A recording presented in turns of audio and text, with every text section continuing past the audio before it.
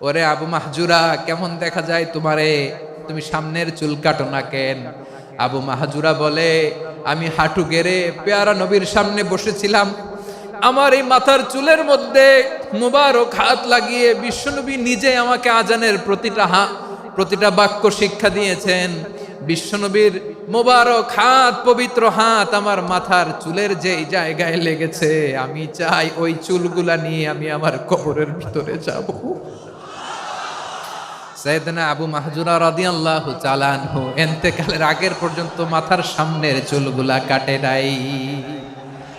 আজারি সাহেবের আগমন আদ্দিন ফাউন্ডেশনের পক্ষ থেকে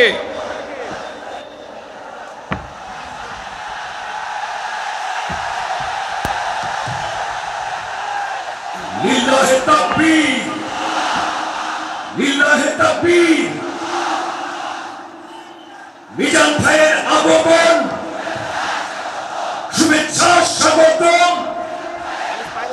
মিজান ভাইয়ের আগমন, লিল্লাহে তাকবীর, লিল্লাহে তাকবীর। সম্মানিত হাজিরিন, আপনারা ভালো আছেন সবাই? শীতে কষ্ট হচ্ছে না? মাশাআল্লাহ। 3 দিন ব্যাপী তাফসিরুল কোরআনের প্রোগ্রামের সমাপনী রজনী আজকে। আমি খুব লম্বা সময় নিব না, এটা তোমার বিভাগীয় প্রোগ্রাম, খুলনা বিভাগের প্রোগ্রাম পেয়ে গেছে যশোর। মাশাআল্লাহ, 9টা প্যান্ডেল আছে, এখানে ধাক্কাধাক্কির কোনো মানি হয় না। তোমরা ধাক্কাধাক্কি করবা, এই জন্য প্যান্ডেল করা হয় নাই 9টা। বসো, কোনো কথা নাই। অনেক আলোচনা হয়েছে 3 দিন ব্যাপী। দেশ বরেণ্য, প্রথিত যশা ওলামায়ে হযরতের মুখে আপনারা অসংখ্য কথা শুনেছেন। আমলের জন্য এগুলোই যথেষ্ট, নতুন করে আমার বলার কিছুর দরকার নাই। নতুন করে উপস্থাপনের মতো বলার মতো আমার কাছে কিছু নাইও। যা বলার 1500 বছর আগে আল্লাহ তাআলা উম্মাকে বলে দিয়েছেন, ঠিক কিনা? এমন কিতাব দান করেছে যে কিতাবে ভুল নাই, যতই পড়ি ততই শেখা যায়।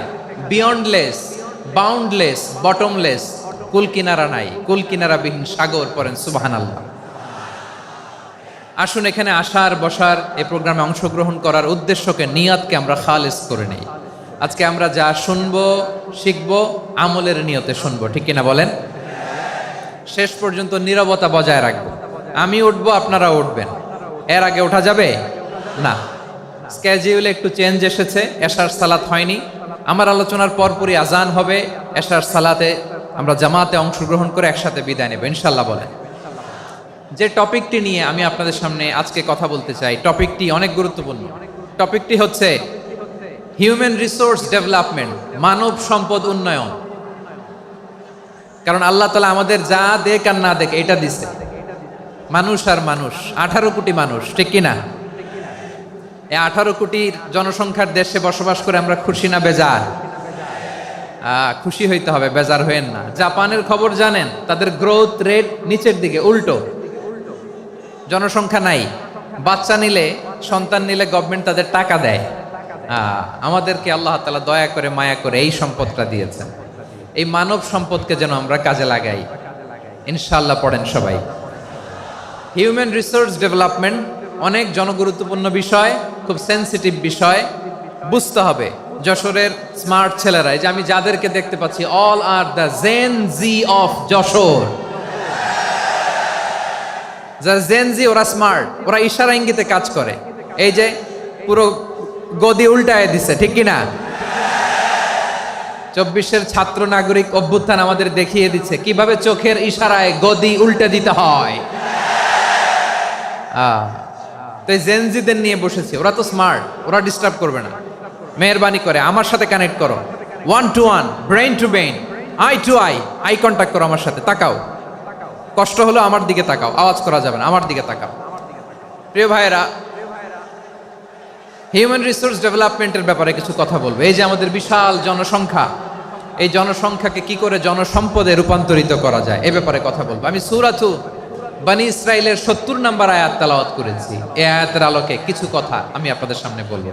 আল্লাহ তাআলা ইরশাদ করছেন, ওয়ালাকাদ কাররামনা بني آدم وحملناهم في البر والبحر ورزقناهم من الطيبات وفضلناهم على كثير ممن خلقنا تفضيلا পড়েন আল্লাহু আকবার।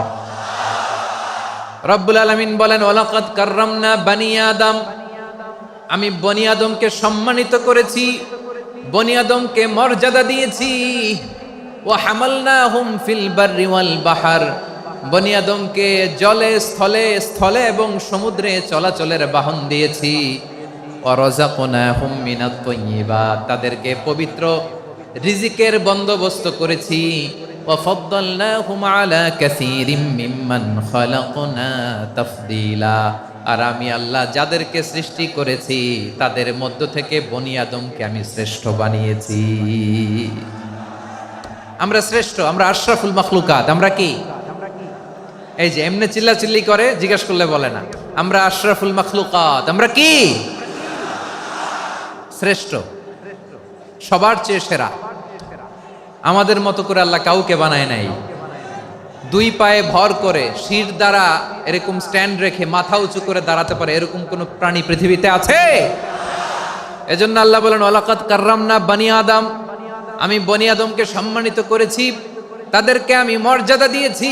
তাদেরকে আমি যত মর্যাদা দিয়েছি আমার কোন সৃষ্টিকে এত মর্যাদা দেই নাই। পড়েন সুবহানাল্লাহ। I have dignified the status of the sons of Adam, আদমের সব সন্তানের মর্যাদা আমি বাড়িয়েছি। আল্লাহ এখানে বলেননি ওয়ালাকাদ কাররামনাল মুমিনিন, আমি মুমিনের মর্যাদা বাড়িয়েছি, বলেছেন? আল্লাহ এখানে বলেন নাই ওয়ালাকাদ কাররামনাল মুসলিমিন, আমি মুসলিমের মর্যাদা বাড়িয়েছি।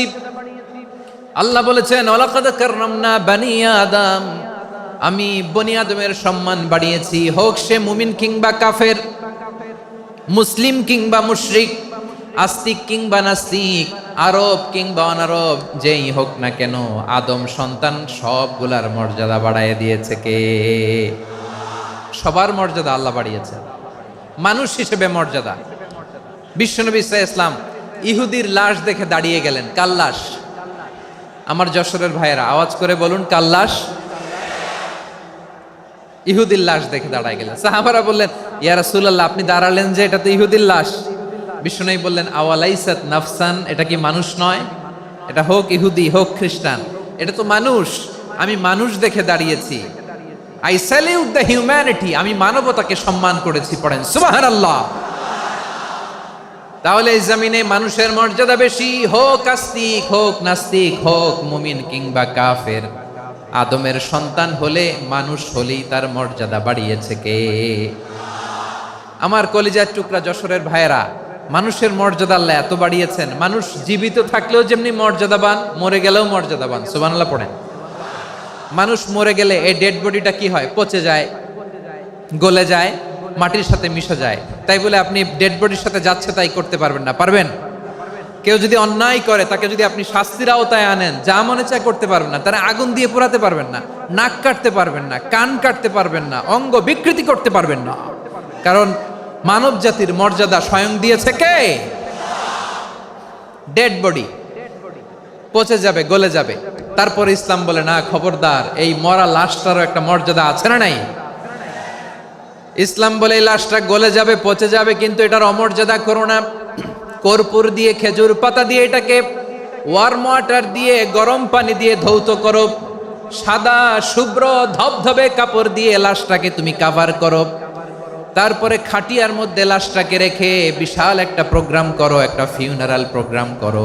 ওই প্রোগ্রামের ডানে বায়ে পেছনে লাশটারে রাখলে হবে না, প্রোগ্রামের একেবারে সামনটাতে তুমি লাশটাকে রাখো। সুবহানাল্লাহ। একটা ফিউনারাল প্রোগ্রাম করতে হবে, তাকে শেষ বিদায় জানাতে হবে, যেটাকে আমরা জানাজা বলি। কি বলি? জানাজা মানে মাইয়েতের জন্য দোয়া, তার জন্য দোয়া করা হয়। তাকে একটা সিস্টেমেটিক অর্ডারে কবরে রাখা হয়, সুন্দরভাবে সেটাকে কবরস্থ করা হয়, মাটি দেয়া হয়, পানি দেয়া হয়। তার মানে মরে গেলেও মানুষের সম্মান বাড়ায় দিয়েছে কে? এজন্য আল্লাহ বললেন ওয়ালাকাদ কাররামনা বানি আদম, বনি আদমের সম্মান মর্যাদা আমি আল্লাহ বাড়িয়ে দিয়েছি। মানুষের সম্মানে তুমি কখনো আঘাত করো না, ঠিক কিনা? তাহলে ভাই, প্রথম মেসেজ হচ্ছে the first and foremost message tonight to the people of Jashore. আল্লাহ বলেন, I have dignified the status of son of Adam. আমি বনি আদম সবার মর্যাদা বাড়িয়ে দিয়েছি, হোক আস্তিক নাস্তিক, হোক কাফের কিংবা মুশরিক, তার মর্যাদা বাড়াই দিছে কে? যখন বন্যা হয় আমরা ত্রাণ নিয়ে যাই, আমরা শুধু মুসলমানদেরকে ত্রাণ দেই নাকি? হ্যাঁ, আমরা মুসলমানকেও দেই, অমুসলমানকেও দেই, হিন্দুকেও দেই, বৌদ্ধকেও দেই। যেখানেই মানবতা বিপন্ন সেখানে ইসলামের হেল্পিং হ্যান্ড আছে না নাই? সুবহানাল্লাহ, কি দিন আমরা পেয়েছি, কি বিধান আমরা পেয়েছি। ওয়ালাকাদ কাররামনা বনি আদম, আমি বনি আদমকে সম্মানিত করেছি।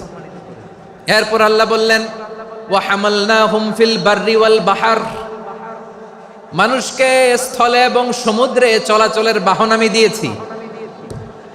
স্থলে কিভাবে চলবে, জলে কিভাবে চলবে, এই বাহনের ব্যবস্থা করেছে কে? এই জেনজি, এই স্যামড়া, ইরাম করতেছো কিসের জন্য? হ্যাঁ, ইরাম করলে চলবি? হ্যাঁ, বস বস বস বস, আওয়াজ করতেছো কেন? দিবা না, কথা বলতে দিবা না আমাকে? তো এইটা বুঝি তোমাদের ভালোবাসার নমুনা?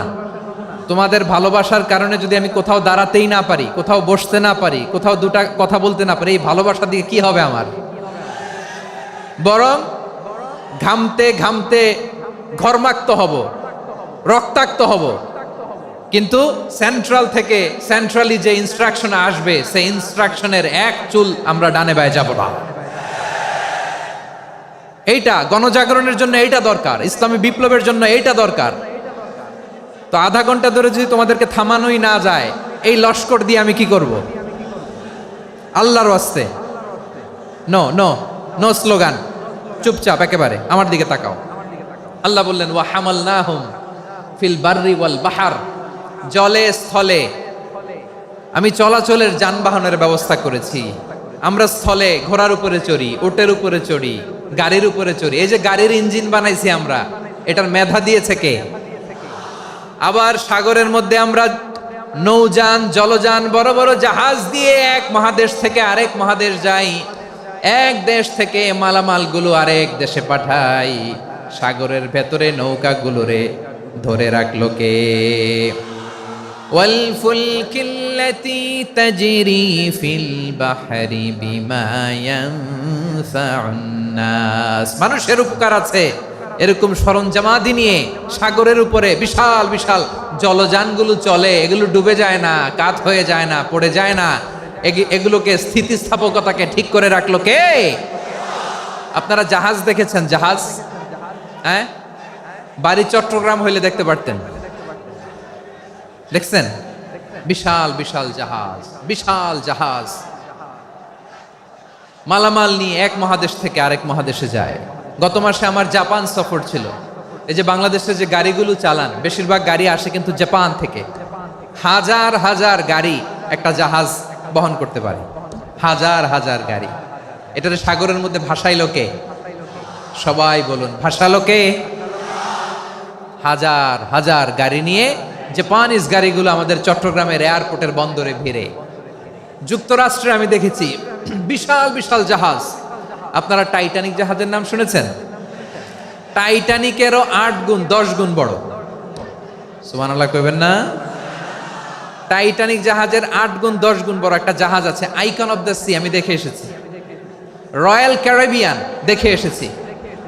সাগরের সামনে জেটিতে যখন দাঁড়ালাম, জাহাজটা যখন যায়, আমার মনে হচ্ছে একটা শহর, গোটা শহর, the entire city is floating on the water. পুরো একটা শহর মনে হয় পানির উপর দিয়ে ভেসে যাচ্ছে। পড়েন সুবহানাল্লাহ। এই যে আইকন অফ দ্য সি, এই ক্রুজ, এই জাহাজটা, এটার ভিতরে স্টেডিয়াম আছে। কিসের ভিতরে স্টেডিয়াম? কথা বুঝে নাই বোধহয়। স্টেডিয়াম কিসের ভিতর?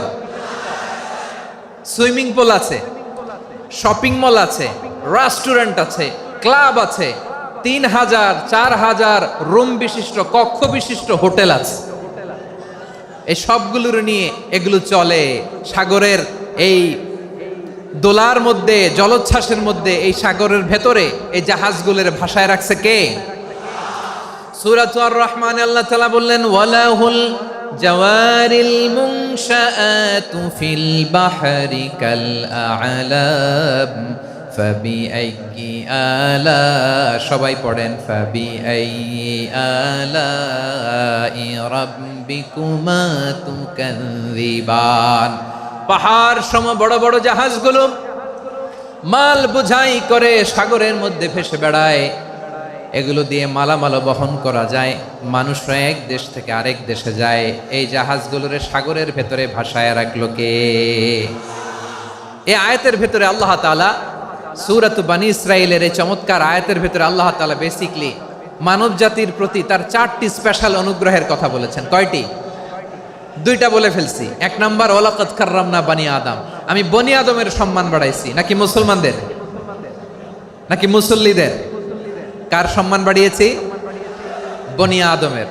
তাহলে human dignity, the first part of the verse talks about the human dignity. 2 number অংশ আল্লাহ তাআলা বললেন ওয়া হামালনাহুম ফিল বাররি ওয়াল বাহর, স্থলে এবং সমুদ্রে আমি তাদের জন্য চলাচলের বাহন দিয়েছি। সুবহানাল্লাহ। তার মানে smooth movement on land and sea, জলে এবং স্থলে যাতে আমরা স্মুথলি মুভ করতে পারি আল্লাহ তাআলা দিয়েছেন।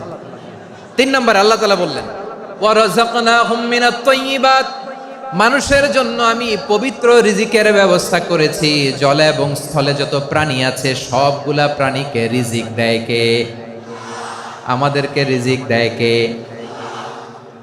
সাগরের মাছগুলোকে, বড় বড় তিমি মাছগুলোরে রিজিক দেয় কে?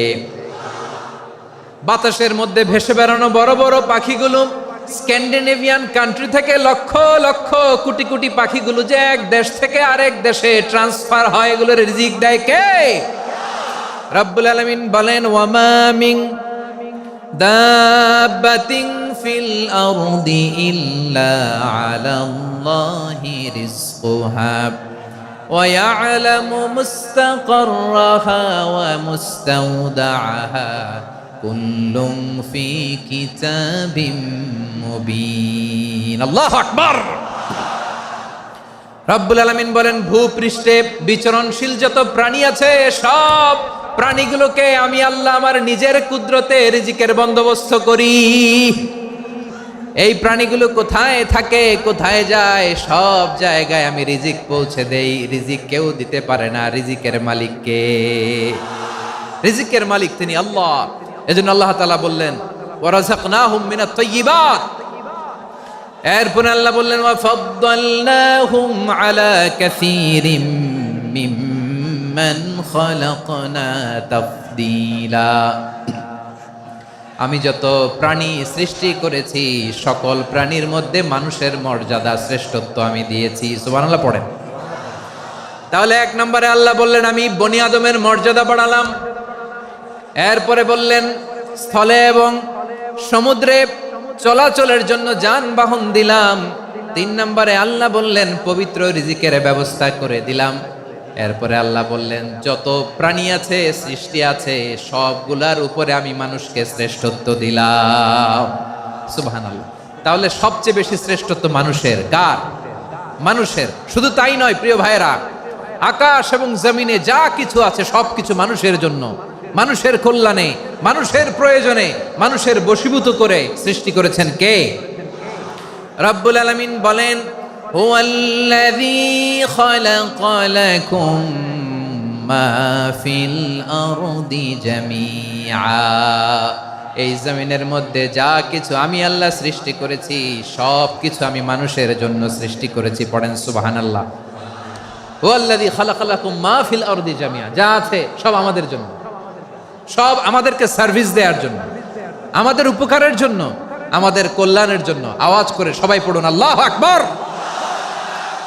অন্য আয়াতে আল্লাহ বললেন ওয়াসাখখারা লাকুম মা ফিস সামাওয়াতি ওয়া মা ফিল আরদি জামিআম মিন ইন্না ফি যালিকা লাআয়াতিন লিকাউমিন ইয়াতাফাক্কারুন।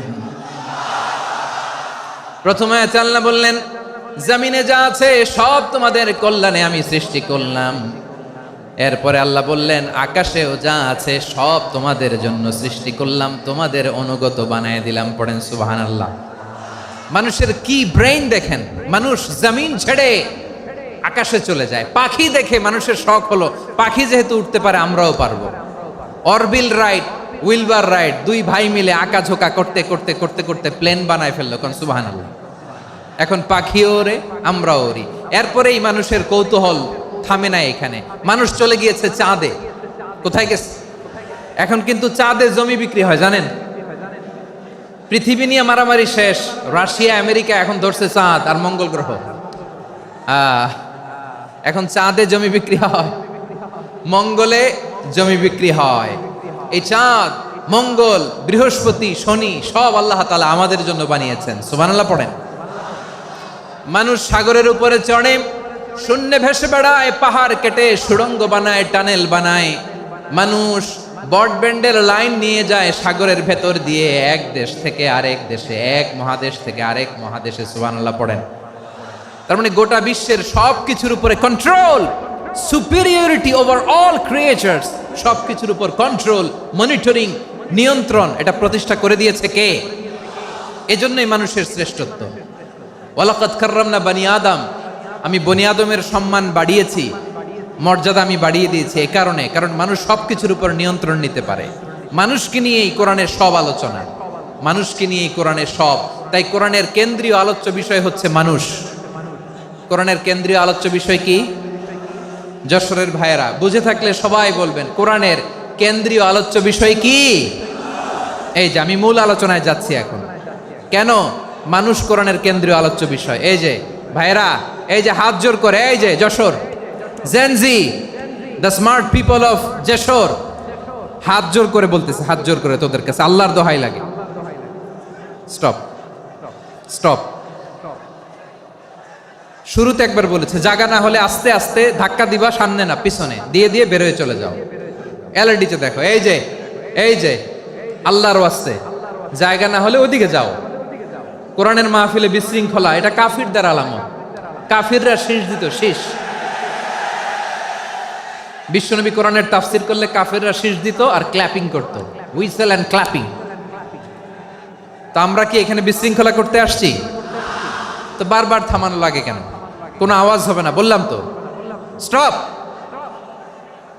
আওয়াজ করে বলুন, কোরআনের কেন্দ্রীয় আলোচ্য বিষয় কি? সবাই বলেননি। এতগুলো মানুষ উত্তর দিলে এতটুকু আওয়াজ হয়, অন্তত আমি বিশ্বাস করি না। যশোর, আওয়াজ করে বলো, কোরআনের কেন্দ্রীয় আলোচ্য বিষয় কি? মানুষ। এই মানুষ কোরআনের কেন্দ্রীয় আলোচ্য বিষয়।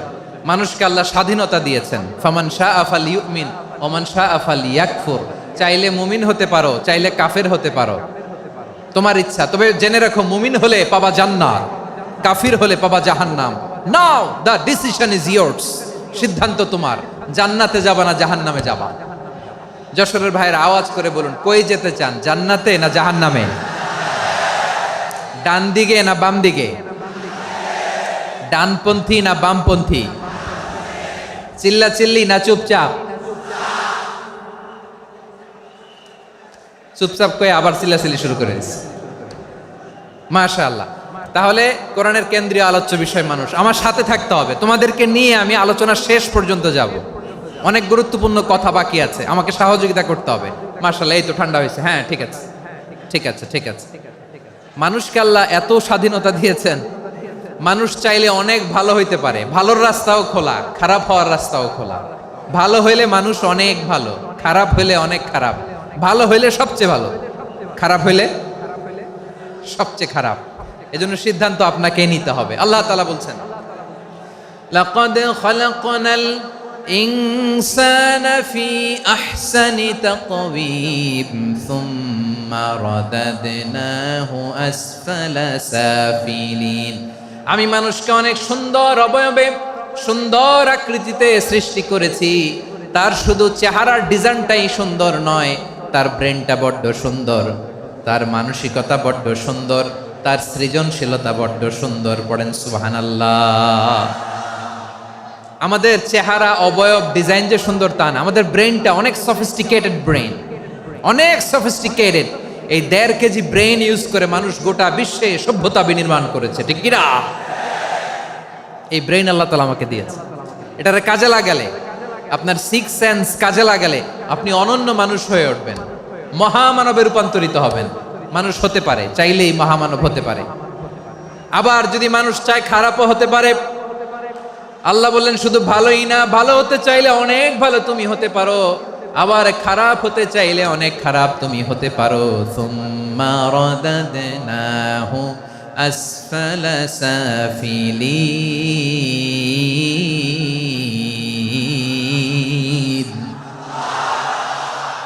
খারাপ হলে একেবারে খারাপ হতে পারো, নিকৃষ্ট হলে একেবারে নিকৃষ্ট হতে পারো, ভালো হলেও ভালো হতে পারো। কোন সুবহানাল্লাহ। এবার আওয়াজ করে বলুন, ভালো হতে চাই না খারাপ, শ্রেষ্ঠ না নিকৃষ্ট? মানুষ ভালো হলে মানুষ ফেরেশতার চেয়েও ভালো, মানুষ খারাপ হলে সে পশুর চেয়েও খারাপ। কথা ঠিক কিনা বলেন? ভালো হলে ফেরেশতার চেয়েও ভালো, খারাপ হলে পশুর চেয়েও নিকৃষ্ট। তার মানে শ্রেষ্ঠত্বে মানুষ, শ্রেষ্ঠত্বে ফেরেশতাকে হার মানায়, আর অধপতনে শ্রেষ্ঠত্বে ফেরেশতাকে ছাড়িয়ে যায়, আর অধপতনে পশুকেও হার মানায়।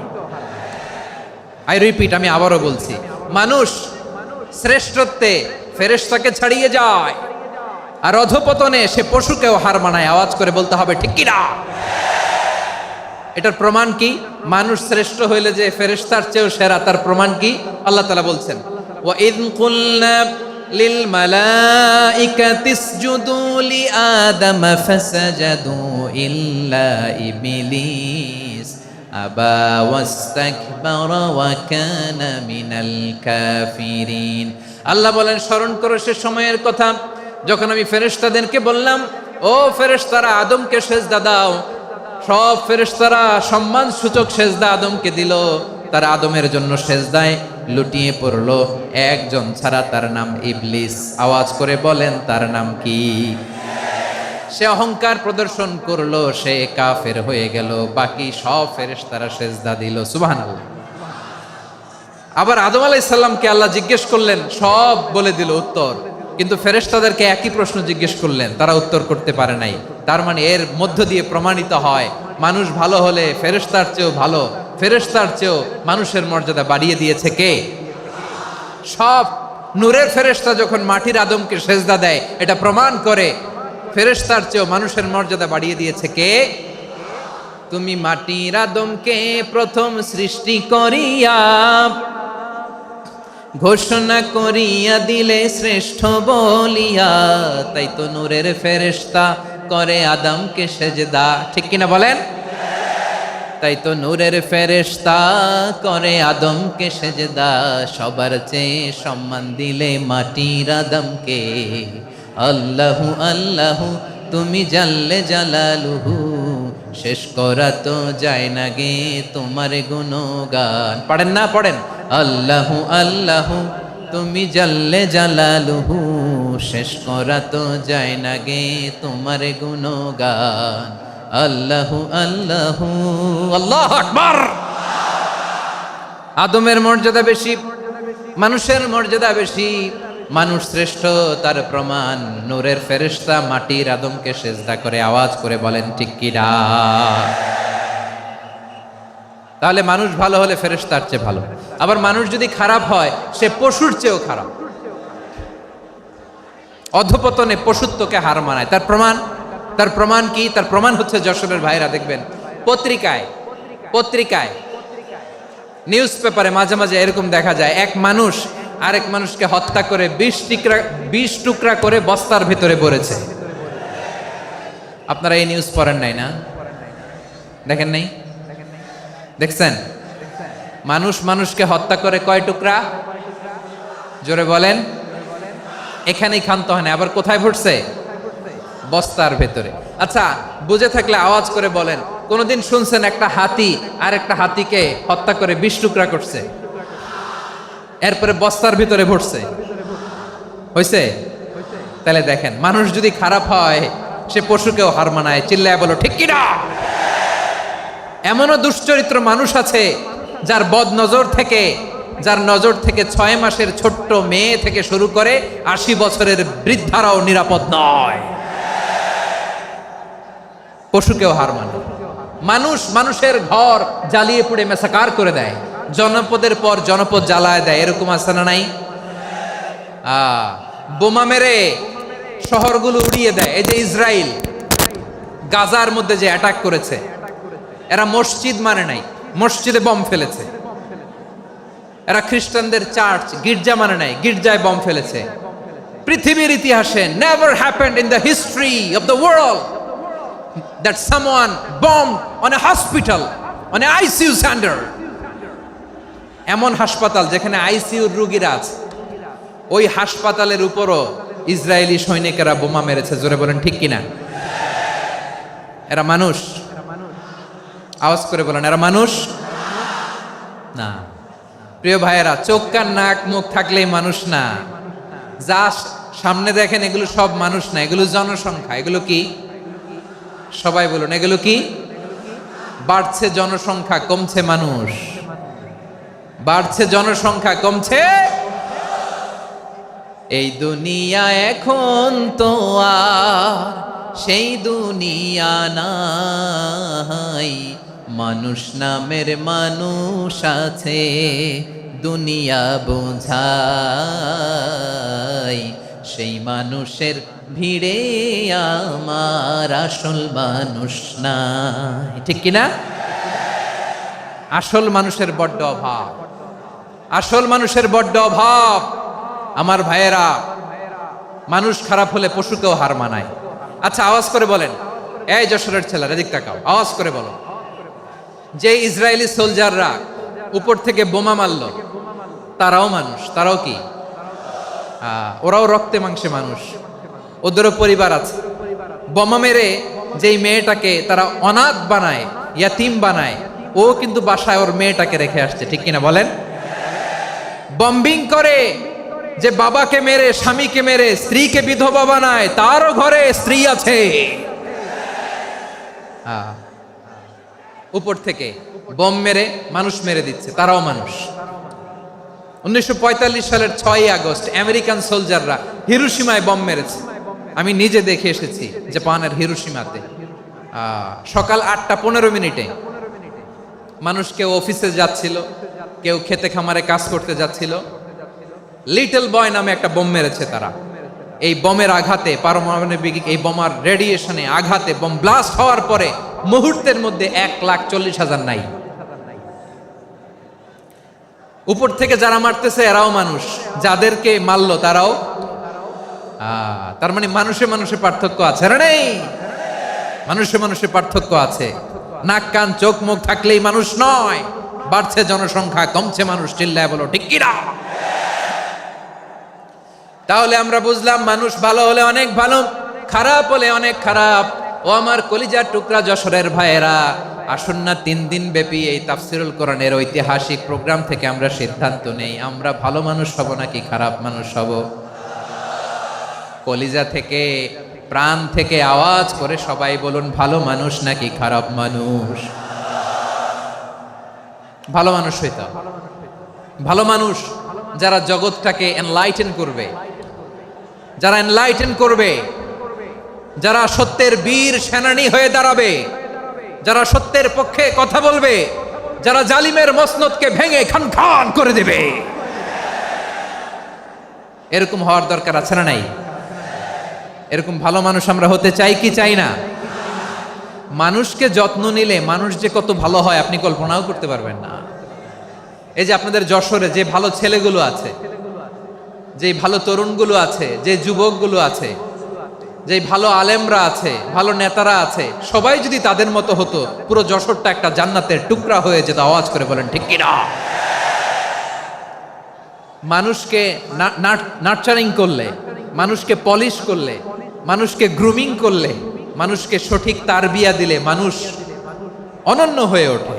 প্রতিটি মানুষ অনন্য। আমি অনন্য, আপনি অনন্য, আমরা সবাই অনন্য। সুবহানাল্লাহ বলেন। মানুষকে আল্লাহ তাআলা দিয়েছেন অসীম ক্ষমতা, অসীম ক্ষমতা।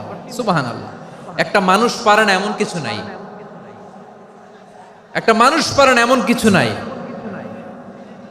বিশ্বাস করতে হবে মানুষ যা কল্পনা করতে পারে ওইটা মানুষ করে দেখাতে পারে।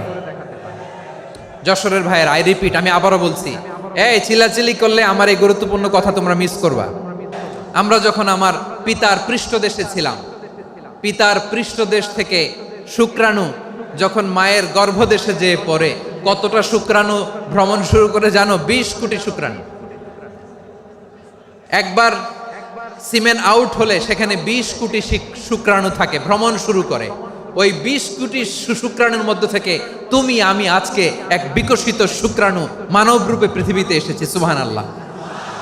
ওই 20 কোটি শুক্রাণুর প্রতিযোগিতায় সবাইরে পেছনে ফেলে সেদিন আমি সফল হয়েছিলাম, সেদিন আমি বিজয়ী হয়েছিলাম।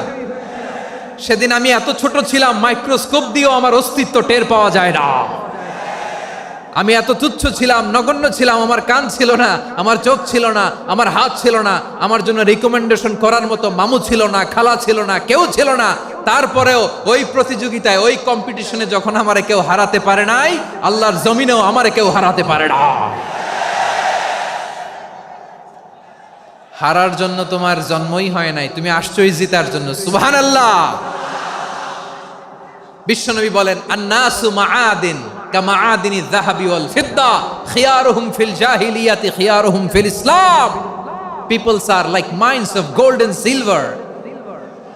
সোনার খনি, রূপার খনি, এর চেয়েও বড় খনি হচ্ছে এই মানব সম্পদের খনি। আওয়াজ করে বলেন আল্লাহু আকবার। আল্লাহ তাআলা এই সম্পদ আমাদেরকে দিয়েছে। বিশ্বনবী বলেন, মানুষ হচ্ছে খনির মতো। খিয়ারুহুম ফিল জাহিলিয়াতি খিয়ারুহুম ফিল ইসলাম। জাহিলি যুগে যারা সেরা, ইসলামেও তারা সেরা। ইদা ফাকুহু, যদি তারা বুঝবান হয় তাহলে তাদেরকে সেরা বানায় দিবে কে? তাহলে মানুষের চেয়ে সেরা কেউ হতে পারে? মানুষের চেয়ে অনন্য কেউ হতে পারে? মানুষকে কেউ হারাতে পারে? আওয়াজ করে বলো, তোমাকে কেউ হারাতে পারবে? এই সাহস জাগছে আজকের আলোচনা থেকে। আমি তুমি অনন্য, আমাকে তোমাকে হারায় দেওয়া এত সহজ না, ঠিক কি না? একটা কথা জীবনের সাথে সেট করে নিতে হবে, আমি জিতি নয় শিখি, আমি কখনো হারি না। জীবনের সাথে সেট করে নাও, জেনজি অফ জেসর, আমি কখনো হারি না, আমি হয় জিতি নয় শিখি। চিল্লায় বলো ঠিক কি না?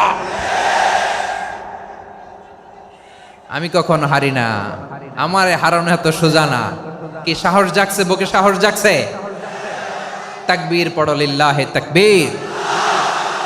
তাহলে বিশ্বনবী বললেন, নাসু মাআদিন, মানুষ হচ্ছে খনি। এই ধাক্কা ধাক্কি আমি জানি এগুলো ভালোবাসার ধাক্কা ধাক্কি, এজন্য আমি সহ্য করে নেই। এগুলো যে ভালোবাসার ধাক্কা ধাক্কি এটা আমরা বুঝি। পৃথিবীর কোনো আইন, সিকিউরিটি প্রটোকল দিয়ে এটারে মানানো যাবে না, কারণ এটা তো ভালোবাসা, লাভ। লাভ কোনো আইন কানুন দিয়ে বাধা যায় না, মানানো যায় না, ঠিক কিনা বলো?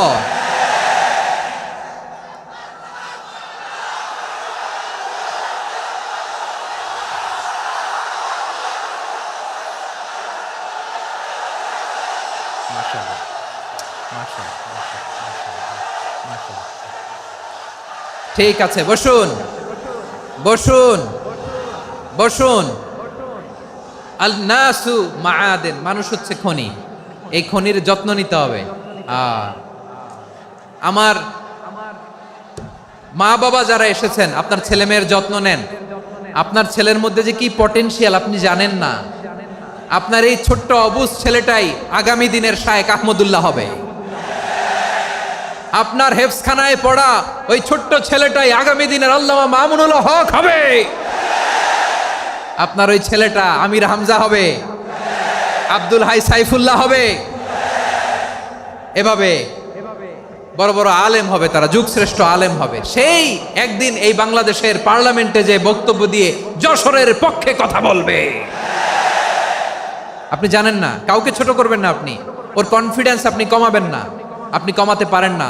প্যান্ডেলে আমার যে মা বোনেরা আছেন, ছেলে মেয়েদেরকে কখনো ছোট করে কথা বলবেন না। ও যে কোথায় যাবে আপনি জানেন না। আপনি মা হয়ে তাকে সাহস দিবেন, তার কল্পনার জগৎটাকে সাজাতে তাকে উৎসাহিত করবেন, ঠিক কিনা বলেন? আর আমার প্যান্ডেলের আমার প্রিয় শ্রদ্ধাশীলা মায়েরা বোনেরা, আপনারা তো আরো দামি সম্পদ। বিশ্বনবী বলেন, আর দুনিয়া কুল্লুহা মাতা। আল্লাহ আল্লাহ আল্লাহ, বিশ্বনবীর কথার ওজন দেখেন, আর দুনিয়া কুল্লুহা মাতা ওয়া খায়রু মাতা'আদ দুনিয়াল মারআতুস সালিহা। বিশ্বনবী বলেন, দুনিয়ায় যা দেখো সব আল্লাহর দেওয়া অ্যাসেট, মানে সম্পদ। আর এত অ্যাসেটের ভিড়ে সবচাইতে শ্রেষ্ঠ সম্পদ হচ্ছে নেককার নারী। সুবহানাল্লাহ। ভাইয়েরা, বোনের সাথে খারাপ আচরণ করো না। সন্তান, মায়ের সাথে খারাপ আচরণ করো না। আমাদের মায়েরা আমাদের asset, they are our priceless asset. কারণ এই মায়েদের পেটে এসেছে আল্লাহর ওলিরা, এই মায়েদের পেটে এসেছে খান জাহান আলী, এই মায়ের পেটে এসেছে শাহজালাল ইয়ামানি, এই মায়ের পেটে এসেছে আল্লাহর সব নবীরা। নাকি নবীরা আকাশ থেকে ধপ করে জমিনে নেমে আসছে? মায়ের পেটে আসছে। এই মায়ের পেটগুলো খনি। আমার সম্মানিতা মায়েরা, বোনেরা, নিজেকে ইসলাম দিয়ে সাজান, নিজেকে ইসলাম দিয়ে সাজান,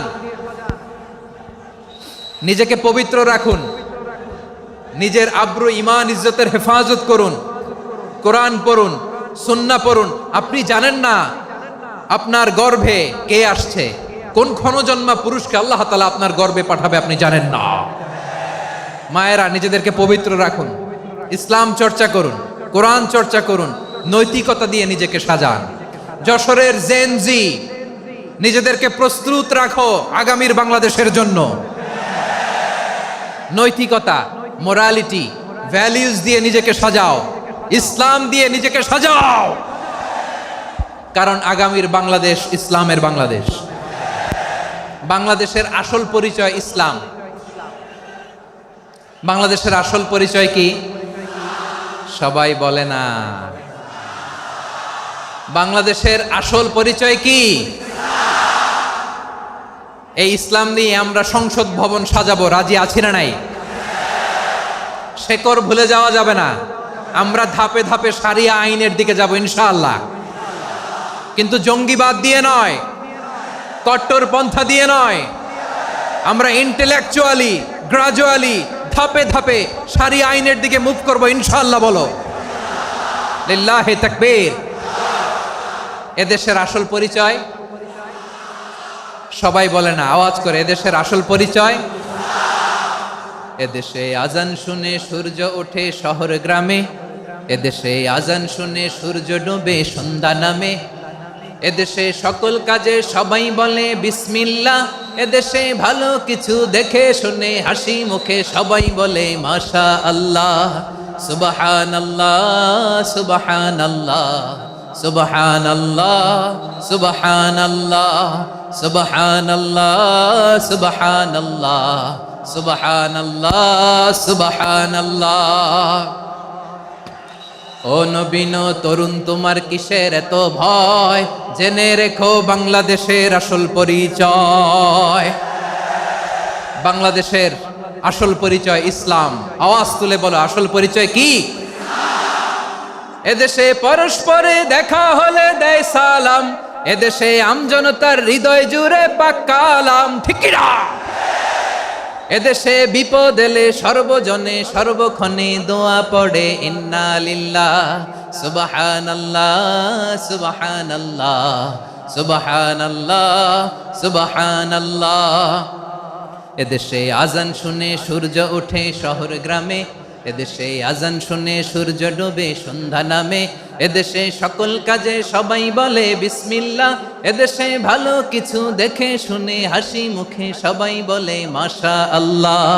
সুবহানাল্লাহ, আওয়াজ করে সুবহানাল্লাহ, সুবহানাল্লাহ, সুবহানাল্লাহ, সুবহানাল্লাহ। সবাই একসাথে সুবহানাল্লাহ, সুবহানাল্লাহ, সুবহানাল্লাহ, সুবহানাল্লাহ। এদেশের আসল পরিচয় কি? আওয়াজ করে বলতে ভয় লাগে। এদেশের আসল পরিচয় কি? ইসলাম দিয়ে আমাদের সংসদ ভবন চলুক, আমরা চাই কি চাই না? বঙ্গভবনে লা ইলাহা ইল্লাল্লাহর পতাকা উড়ুক, আমরা চাই কি চাই না?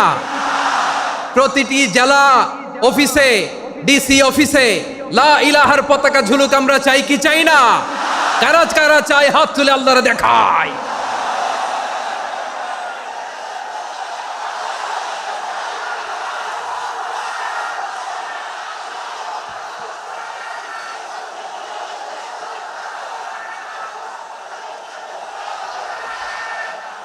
মাশাআল্লাহ, মাশাআল্লাহ, মাশাআল্লাহ, মাশাআল্লাহ। যশোর, আওয়াজ করে বলো, ভালো মানুষ না খারাপ মানুষ? বুঝে বলছো তো? মানুষ ভালো হলে যে কত ভালো। এই মানুষকে যত্ন নিলে, মানুষকে মানুষ বানালে যে সে কি হতে পারে শুনবা? হ্যাঁ, নাকি মোনাজাত দিয়ে দিব? শুনবা? তাহলে থামতে হবে। থামো, আমি যখন বলবো থামো থামো, তাকবীরের সময় দিলে তাকবীর। থামো থামো। মানুষকে যত্ন নিলে, এই এদিকে এদিকে, ড্রোন নামায় ফেলো। হয়েছে, ড্রোনের ফুটেজ হয়ে গেছে, এবার ড্রোন নামায় ফেলো। আমার দিকে তাকাও। মানুষকে, তোমরা এদিক সেদিক তাকালে তো গুরুত্বপূর্ণ পয়েন্ট মিস হয়ে যাবে। এদিকে এদিকে, হ্যাঁ মাস, ঠিক আছে, এদিকে। মানুষকে যত্ন নিলে মানুষের মধ্যে যে আল্লাহ কি পটেনশিয়াল রেখেছে। আমি জাপানের দুইটা উদাহরণ দেই। জাপানের, এই এই এভাবে এভাবে হবে, হয় বসো নয় পেছনে, কথা নাই, কথা তো বলাই যাবে না, হারাম কথা বলা। আজকে একেবারে চুপ, আজকের জন্য হারাম করে দিছে আমি, এই কিছু সময়ের জন্য একেবারে নিষিদ্ধ। জাপানের দুইটা উদাহরণ দেই, খেয়াল করে একটু শুনেন, বুঝবেন। আল্লাহ, 2022 সালে জাপানের সাথে জার্মানির খেলা, ফিফা ওয়ার্ল্ড কাপ 2022। এক পক্ষে জাপান, আরেক পক্ষে কোন দেশ? কথা শোনে নাই। এক পক্ষে কোন দেশ, আরেক পক্ষে সবাই। এক পক্ষে, আরেক পক্ষে। ওই খেলায় জিতেছিল জাপান, জিতেছিল 22 সালের এই ফিফা ওয়ার্ল্ড কাপে। জাপান ফুটবল খেলায় জিতে, as a part of their celebration, তারা খেলার পরে পুরো স্টেডিয়ামটারে ক্লিন করে, the fan base of Japan. Lakh lakh মানুষ খেলা দেখতে যায়, তো এত ডাস্টবিনও তো নাই। তো যারা ডাস্টবিনে জায়গা পায় নাই, তারা এই যে চকলেটের প্যাকেট, পানির বোতল, চিপসের প্যাকেট, তারা এদিকে সেদিকে রেখে দিয়েছে। জাপানের ভক্তরা, জাপানের ফলোয়াররা, as a part of their celebration, তারা খেলার পরে পুরো স্টেডিয়ামের সব ময়লা আবর্জনা ক্লিন করে তারপরে বিদায় নিয়েছে। তাদেরকে কি ক্লিন করার দায়িত্ব দেওয়া হয়েছিল? এই যশোর, জাপানের যে ছেলেরা খেলা দেখতে গেছিল, ওদেরকে কি ক্লিন করার দায়িত্ব দিছিল? তারা কি স্টেডিয়ামের পরিচ্ছন্নতা কর্মী? তাদের আকল, তাদের সিক্স সেন্স তাদেরকে বলেছে। ছোটবেলা থেকে জাপান গভর্নমেন্ট ওদেরকে এত পরিচ্ছন্নতা শেখায়, ক্লিনলিনেস অ্যাওয়ারনেস ক্যাম্পেইন করায়। ক্লাসে আমি দেখেছি, ক্লাসে নিজের বেঞ্চ নিজে মুছে, ক্লাসের মাঝখানে একটা সময় দেয়, নিজের টেবিল নিজে মুছে, নিজের ক্লাসরুমটা নিজে পরিষ্কার করে। রাস্তাঘাটে একটা ধুলা নাই, ময়লা নাই, একটা টিস্যু নাই। খেলার পরে গোটা বিশ্বকে তাক লাগিয়ে দিয়েছে। জাপানের ফ্যানরা সবার রেখে যাওয়া গার্বেজ, টিস্যু, বোতল পরিষ্কার করে তারপরে স্টেডিয়াম থেকে বিদায় নিয়েছে। আমরা কেন এমন হইতে পারলাম না? আমরা কেন এমন হইতে পারলাম না? জাপানের যারা এগুলো করছে, ওদের 3টা করে চোখ না? চোখ তো 3টা, জাপানো লাগো, জাপানো লাগো। হাত তো 4টা, কান তো 6টা। হ্যাঁ, নাকি আমার মতো 2 হাত 2 কানওয়ালা মানুষ? চোখে দেখলে ওটা মানুষ না। চিন্তা করছেন? তার মানে জাপানিজদেরকে যে গ্রুমিং করে শিখানোর মাধ্যমে পরিচ্ছন্ন বানানো গেছে। ওরা যেমনি মানুষ, আমরাও মানুষ। আমাদের সন্তানদেরকে শেখালে তারাও পারবে। পারবে কিনা? 2 নম্বর উদাহরণ বলি। চট্টগ্রাম ফেনীতে যারা গিয়েছেন, মেঘনা গোমতী ব্রিজ প্রকল্প নাম শুনছেন? মেঘনা একটা ব্রিজ পার হওয়া লাগে। এই মেঘনা গোমতী, এখানে 3টা ব্রিজ, কাঁচপুর সহ, এই 3টা ব্রিজের নির্মাণ কাজ, রেনোভেশনের কাজ দেয়া হয়েছিল জাপানের একটা কোম্পানিকে। কাকে? জাপানের কোম্পানির নির্মাণ শেষে 738 কোটি টাকা বেঁচে গেছিল। এটা গভর্নমেন্টের হাতে দিয়ে তারা বিদায় নিয়েছে। কত টাকা? 738 কোটি টাকা। যত প্রাক্কলিত ব্যয় নির্ধারণ করা হয়েছে, সব টাকা সরকার, তৎকালীন সরকার, 2019-এর সরকার, কারা ছিল তো জানেন? এই 2019-এর সরকার তাদেরকে দিয়েছে। তারা রিনোভেশন নির্মাণ শেষে 738 কোটি টাকা অতিরিক্ত বেঁচে গেছিল। এটা আবার গভর্নমেন্টের হাতে বুঝাই দিয়ে তারা বিদায় নিচ্ছে। আমরা কেন এমন হইতে পারলাম না? জাপানের ওরাও মানুষ, আমরাও মানুষ। তার মানে মানুষে মানুষে পার্থক্য আছে না নাই? আচ্ছা, জাপানের 2টা উদাহরণ দিলাম, এবার আমার দেশের 2টা উদাহরণ দিব না? বাংলাদেশের দুটা উদাহরণ দেয়। 1 নম্বর উদাহরণ, গত সপ্তাহে আপনারা জানেন কক্সবাজার আমার একটা প্রোগ্রাম ছিল, তো হেলিকপ্টারে গিয়েছিলাম। ফেনী জেলা যখন পার হচ্ছি আমি দেখলাম 3টা উইন্ড মিল চিনেন তো, বিশাল পিলার, 3টা-4টা পাখা থাকে, বায়ু বিদ্যুৎ কেন্দ্র, বাংলাদেশের প্রথম বায়ু বিদ্যুৎ কেন্দ্র এটা, মুহুরী প্রজেক্ট বলে এটা সম্ভবত, মুহুরী প্রজেক্ট। তো সাগরের বাতাসের ঝাপটায় এটা ঘুরে এনার্জি হয়, ইলেকট্রিসিটি উৎপাদন হয়। তো আমি পাইলটকে বললাম, ভাই এগুলো থেকে কেমন ইলেকট্রিসিটি উৎপাদন হয়? কয় হুজুর একটুও হয় না, কিছুই হয় না। কিছুই হয় না মানে? বলে হুজুর বাংলাদেশে যত উইন্ড মিল আছে এটার পাখা একটাও ঘুরে না। আল্লাহ, বলেন কি? তাহলে এই যে কোটি কোটি টাকা ব্যয় করে যে উইন্ড মিল, কয় হুজুর ভিতরে ফিটফাট, উপরে ফিটফাট, ভিতরে সদরঘাট। তার মানে কোটি কোটি টাকা দিয়ে এই উইন্ড মিল বানায়, এখানে কিছু নাই, দুর্নীতির আড্ডাখানা, আখড়াখানা বাংলাদেশ, ঠিক কিনা বলেন? হায় রে, জাপানিজরাও মানুষ, আমরাও মানুষ। আমার এক নিকটাত্মীয় সরকারি চাকরিজীবী, উনি আমাকে বললেন, বাংলাদেশের আর একটা উদাহরণ দেখি, উনি আমাকে বললেন যে প্রতি বছর আমাদের অফিসের ফার্নিচার চেঞ্জ করে। আমি বললাম প্রতি বছর ফার্নিচার চেঞ্জ করে কেন? বলে যে ফার্নিচার নতুন পারচেজ করলেই তো এখানে টাকা, নতুন কিনতে পারলেই টাকা, নতুন উন্নয়নের সবক শোনাতে পারলেই টাকা। প্রথম আলোর রিপোর্ট, কি আলো? প্রথম আলোর রিপোর্ট, গত 15 বছরে উন্নয়নের নামে লুটপাট হয়েছে প্রায় 3.25 লাখ কোটি টাকা।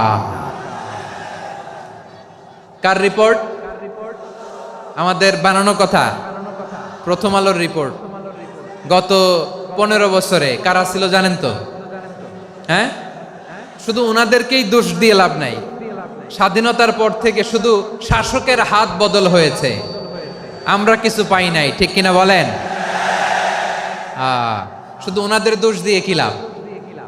একদল খাইছে, আরেক দল খাওয়ার জন্য রেডি হয়ে আছে। আমরা এরকম চাই না।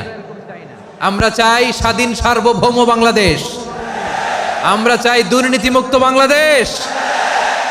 আমি নিউজটা যে কতবার পড়লাম, এটা কি সম্ভব? 3.25 লাখ কোটি টাকা লুটপাট, মানে লুটপাট করতে করতে এদেশের জনগণকে ফুটপাতে বসায় দিচ্ছে। প্রিয় ভাইয়েরা, তাহলে জাপানের মানুষও মানুষ, আমরাও মানুষ। সিদ্ধান্ত আপনার, কোন মানুষ হবেন, ভালো মানুষ না খারাপ মানুষ? আজকের আলোচনার বিষয় হচ্ছে মানব সম্পদের উন্নয়ন, human resource development. It's a process to increase the capacity of knowledge, skill, capacity of the people of a country. একটা দেশের মানুষের জ্ঞান, তাদের দক্ষতা কি করে বাড়ানো যায়, বাড়িয়ে দেশের উন্নয়ন করানো যায়, এটাই হচ্ছে মানব সম্পদ উন্নয়নের মূল কথা। তাহলে মানব সম্পদ হচ্ছে একটা দেশের সবচাইতে শক্তিশালী পুঁজি। প্রাকৃতিক সম্পদ, খনিজ সম্পদের চেয়েও দামি হচ্ছে মানব সম্পদ। আমার প্রিয় যশোর, প্রাকৃতিক সম্পদ, খনিজ সম্পদের চেয়ে দামি সম্পদ কি সম্পদ? আল্লাহ তাআলা দয়া করে আমাদেরকে এই মানব সম্পদ দিয়েছেন। আসুন আমাদের এই মানুষগুলোকে আমরা সোনার মানুষ বানাই। রাজি আছেন তো সবাই? রাজি আছেন? মানুষ পারে না এমন কোনো কিছু নাই, চাইলে সব পারে। এজন্য মানুষকে তারবিয়া দিতে হবে, যথাযথভাবে তাদেরকে গড়তে হবে। আসুন আমরা সিরাতের আয়নায় বিশ্বনবীর জীবনী থেকে দেখি তিনি কিভাবে হিউম্যান রিসোর্সকে ম্যানেজ করতেন। যদি আপনাদের সময় হয়, 2-1টা উদাহরণ দিয়ে আজকে আমি আমার আলোচনার বিদায় নিব। হবে সময় হবে কয়েক মিনিট? হ্যাঁ, শান্ত থাকবেন তো? শান্ত থাকবা? হ্যাঁ, ঠিক আছে। এই ধাক্কার মধ্যে ঢুকছে, এবার মজা বুঝতেছো তো? হ্যাঁ, মানা করছিলাম না? ঠিক আছে, টের পাও। হ্যাঁ, ঠিক আছে। যে আওয়াজ করবে আমি ওকে দেখতেছি, কে কে আওয়াজ করে দেখতেছি। শেষ কথা, শেষের দিকে চলে আসছি। বিষ্ণু ইসলাম কিভাবে হিউম্যান রিসোর্সকে ম্যানেজ করতেন, মজার কথা আছে কয়েকটা, বলে বিদায় নেব। বিশ্বনবী কিভাবে এই মানব সম্পদকে ম্যানেজ করতেন? বিশ্বনবী he was a very good talent hunter, চৌকস ট্যালেন্ট হান্টার ছিল। কার মধ্যে কি ট্যালেন্ট আছে দেখলেই বুঝে ফেলতেন। সুবহানাল্লাহ পড়বেন না? কি নবী আমরা পেয়েছি! He was a very good talent hunter. আমার নবী তিনি চৌকস ট্যালেন্ট হান্টার ছিলেন। কার মধ্যে কি প্রতিভা বের করতেন, ওই প্রতিভাকে ইসলামের কল্যাণে কাজে লাগাতেন। সুবহানাল্লাহ বলেন। যাকে যেই জায়গায় সেট করলে ভালো হবে তাকে ওই জায়গায় সেট করতেন। কয়েকজন সাহাবীর জীবনী শোনাই। আবু মাহজুরা রাদিয়াল্লাহু তাআলা আনহু, মক্কার মুয়াজ্জিন, আগে ছিল মুশরিক, পরে হইছে মুমিন। উনি কিভাবে মুমিন হইলেন এই ঘটনাটা একটু আপনাদের শোনাতে চাই। তা আপনাদের তো সময় নাই হাতে, হ্যাঁ সময় আছে? এই জেনজি শেষ করে দিল আজকের প্রোগ্রামটা। 1 ঘন্টা ধাক্কা ধাক্কি করে কেমনে দাঁড়ায় আছে আমি বুঝলাম না।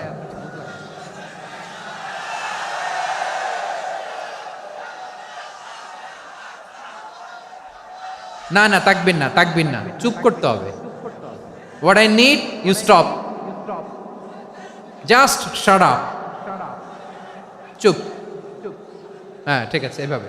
আবু মাহজুরা রাদিয়াল্লাহু তাআলা আনহু কিভাবে মুসলিম হলেন আওয়াজ করে শুনেন।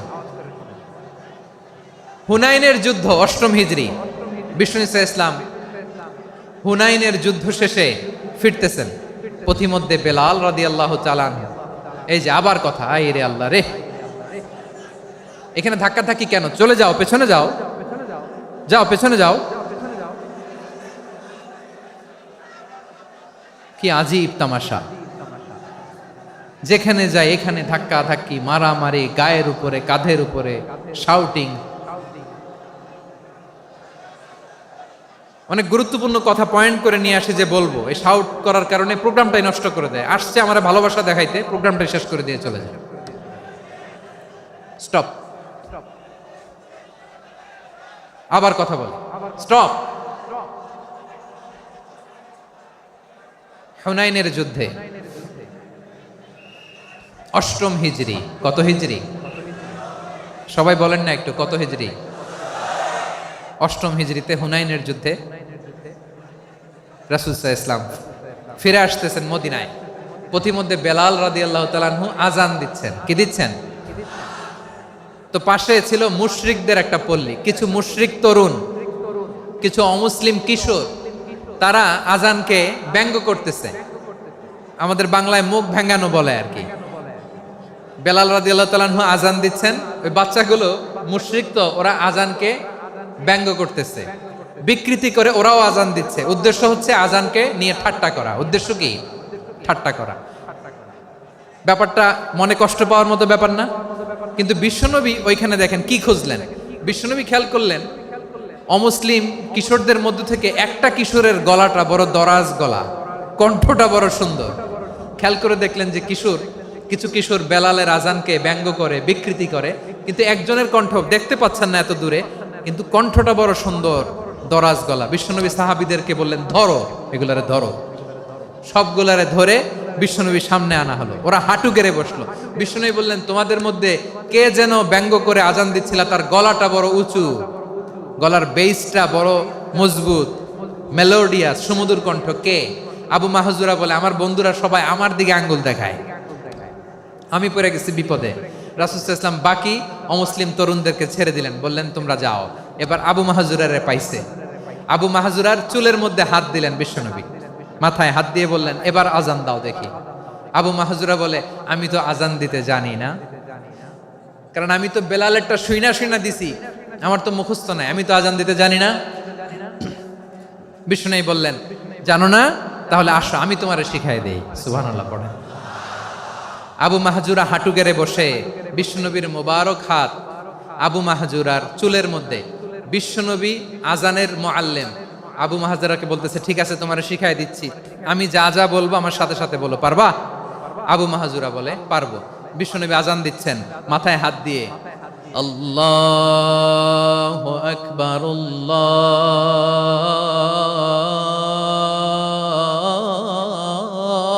আল্লাহু আকবার। আবু মাহজুরা এই বাক্যটা পড়লেন। বিশ্বনবী দ্বিতীয় বাক্য পড়তে আরম্ভ করলেন, আল্লাহু আকবার,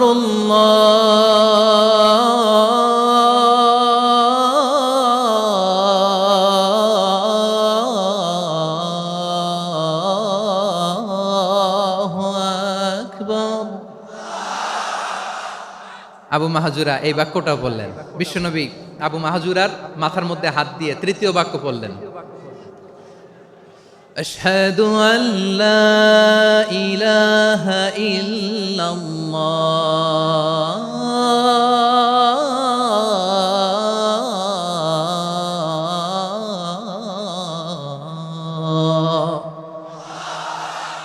আবু মাহাজুরা তৃতীয় বাক্য পড়লেন। বিশ্বনবী একটা বাক্য পরে আবু মাহাজুরা পড়ে, বিশ্বনবী পরে আবু মাহাজুরা পড়ে। আবু মাহাজুরা কিন্তু অমুসলিম, মুশরিক।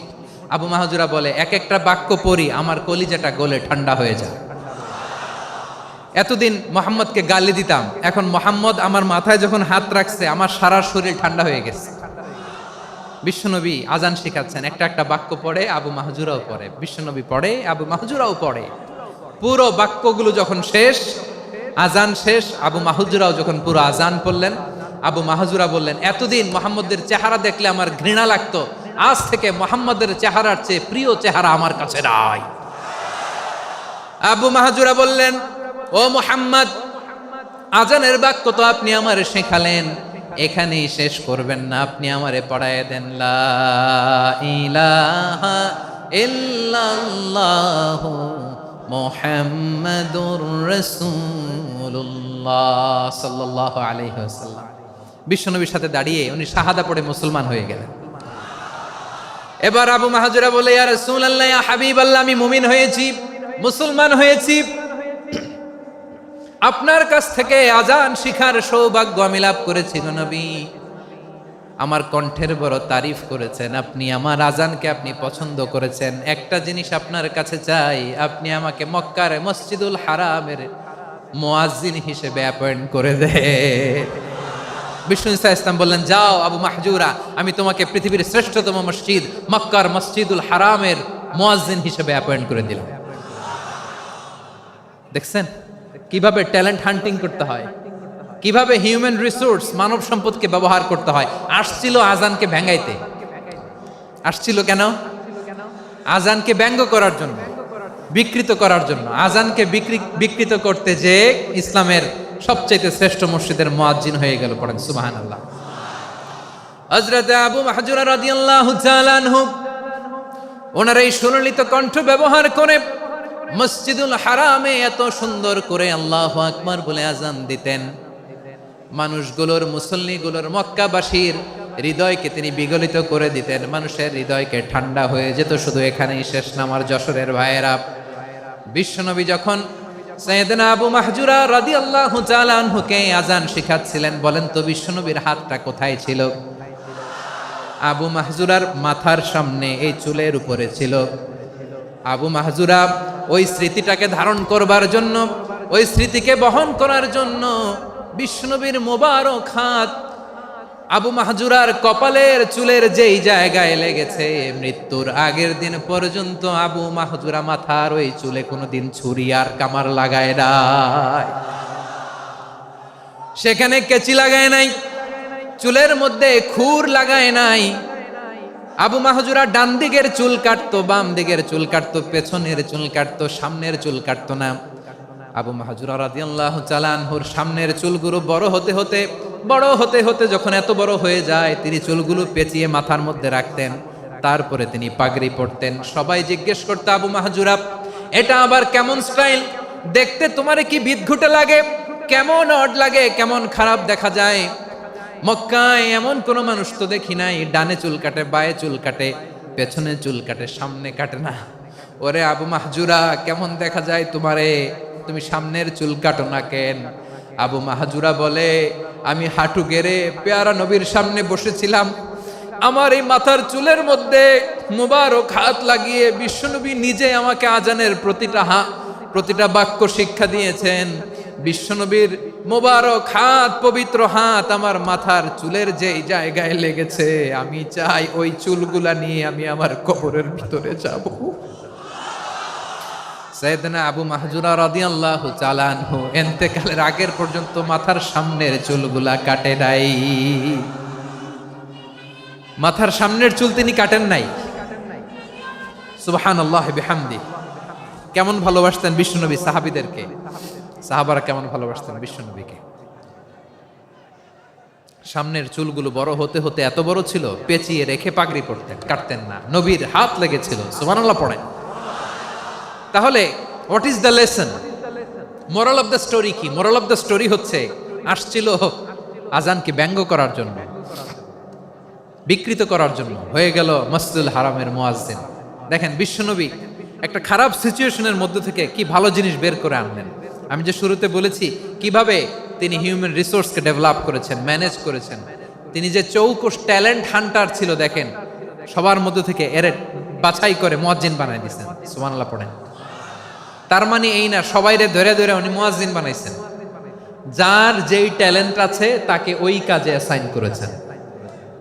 যার যেই প্রতিভা আছে তার প্রতিভাকে ইসলামের কাজে লাগিয়েছেন। সুবহানাল্লাহ পড়েন। যায়েদ বিন সাবেত রাদিয়াল্লাহু তাআলা আনহু নাম শুনেছেন? যশোর কথা বেরোয় না। যদি জিগায় সালমান খানের নাম শুনছেন, সবাই হাত তুলবে, জি হুজুর শুনছি, মানে সব দেখা শেষ। সালমান খান, আমির খান, অমুক খান, সব খান মুখস্থ, কিন্তু যায়েদ বিন সাবেতের নাম মুখস্থ নাই মুসলমানদের। যেই সাহাবী মাথার সামনের চুল কাটে নাই, মসজিদুল হারামের মুয়াজ্জিন বানাইছেন বিশ্বনবী, সাহাবীর নাম কি? খায়া ফেলাইস, স্লোগানের সাথে খায়া ফেলাইস। আবু মাহজুরা, কি নাম? আবু মাহজুরা আল জুমাহি রাদিয়াল্লাহু তাআলা আনহু। এই নামটা আজকে নিয়ে যাইতে হবে যশোর। আবু মাহজুরা রাদিয়াল্লাহু তাআলা আনহু। 2 নম্বরে বলছিলাম যায়েদ বিন সাবেত রাদিয়াল্লাহু তাআলা আনহু।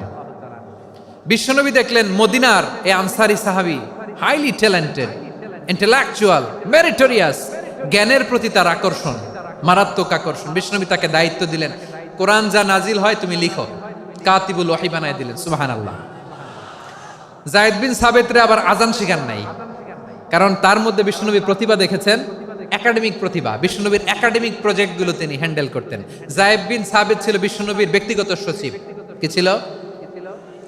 ব্যক্তিগত সচিব। বোঝেন নাই? বিশ্বনবীর ব্যক্তিগত সচিব এবং দোভাষী। ইহুদিরা কিছু লিখে দিলে এটার অর্থ বিশ্বনবীরে বুঝায় দিতেন, আবার ইহুদিদের কাছে কিছু লিখতে হলে তিনি লিখে দিতেন। বিশ্বনবী একদিন বললেন, ইন্নী ওয়াল্লাহি মা আমানু ইয়াহুদা আলা কিতাব। ইহুদিরা যে চিঠি পাঠায় অর্থ তো বুঝি না, আরেক ইহুদি আইনে অর্থ করা লাগে।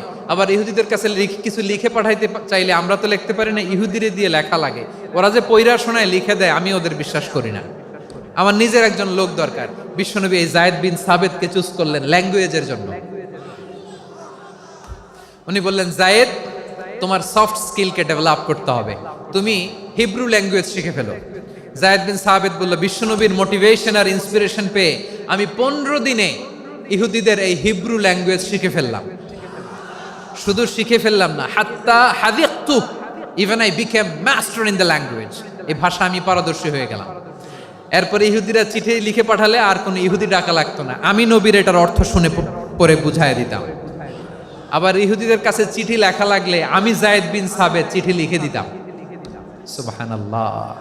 দেখেন এত সাহাবীর মধ্যে থেকে বিশ্বনবীর একাডেমিক প্রজেক্ট, ব্যক্তিগত সচিব, দোভাষী হিসেবে তিনি যায়েদ বিন সাবেতের মতো তরুণকে নির্বাচিত করেছেন। কেমন ট্যালেন্ট হান্টার ছিল আমার নবী। সুবহানাল্লাহ পড়বেন না? বিশ্বনবীর ইন্তেকালের পরে সাইয়েদনা আবু বকর রাদিয়াল্লাহু তাআলা আনহু যখন খলিফা হয়ে আসলেন, কোরআনকে সংকলনের দায়িত্ব দেয়া লাগবে, কোন সাহাবীকে দিবেন? সব সাহাবারা মিলে পরামর্শ করলেন। সাইয়েদনা আবু বকর, ওমর সবাই মিলে এই বিশাল কোরআন সংকলনের গুরু দায়িত্ব বিশ্বনবীর ব্যক্তিগত সচিব, বিশ্বনবীর দোভাষী, বিশ্বনবীর সিলেক্ট করাই লোক যায়েদ ইবনে সাবেত রাদিয়াল্লাহু তাআলা আনহুকে দিয়েছে। কোরআনের কপি তো আজকে এখানে রাখে নাই। এই যে আজকের যে কোরআন পড়েন, এটা আগে এরকম ছিল না। কোরআন নাজিল হলে সাহাবারা চামড়ার, ওটের চামড়ায় লিখে ফেলতো, ওটের চ্যাপ্টা হাড্ডির মধ্যে লিখে ফেলতো, গাছের গুড়ির মধ্যে লিখে ফেলতো। বিভিন্ন জনের কাছে ছড়ানো ছিটানো ছিল।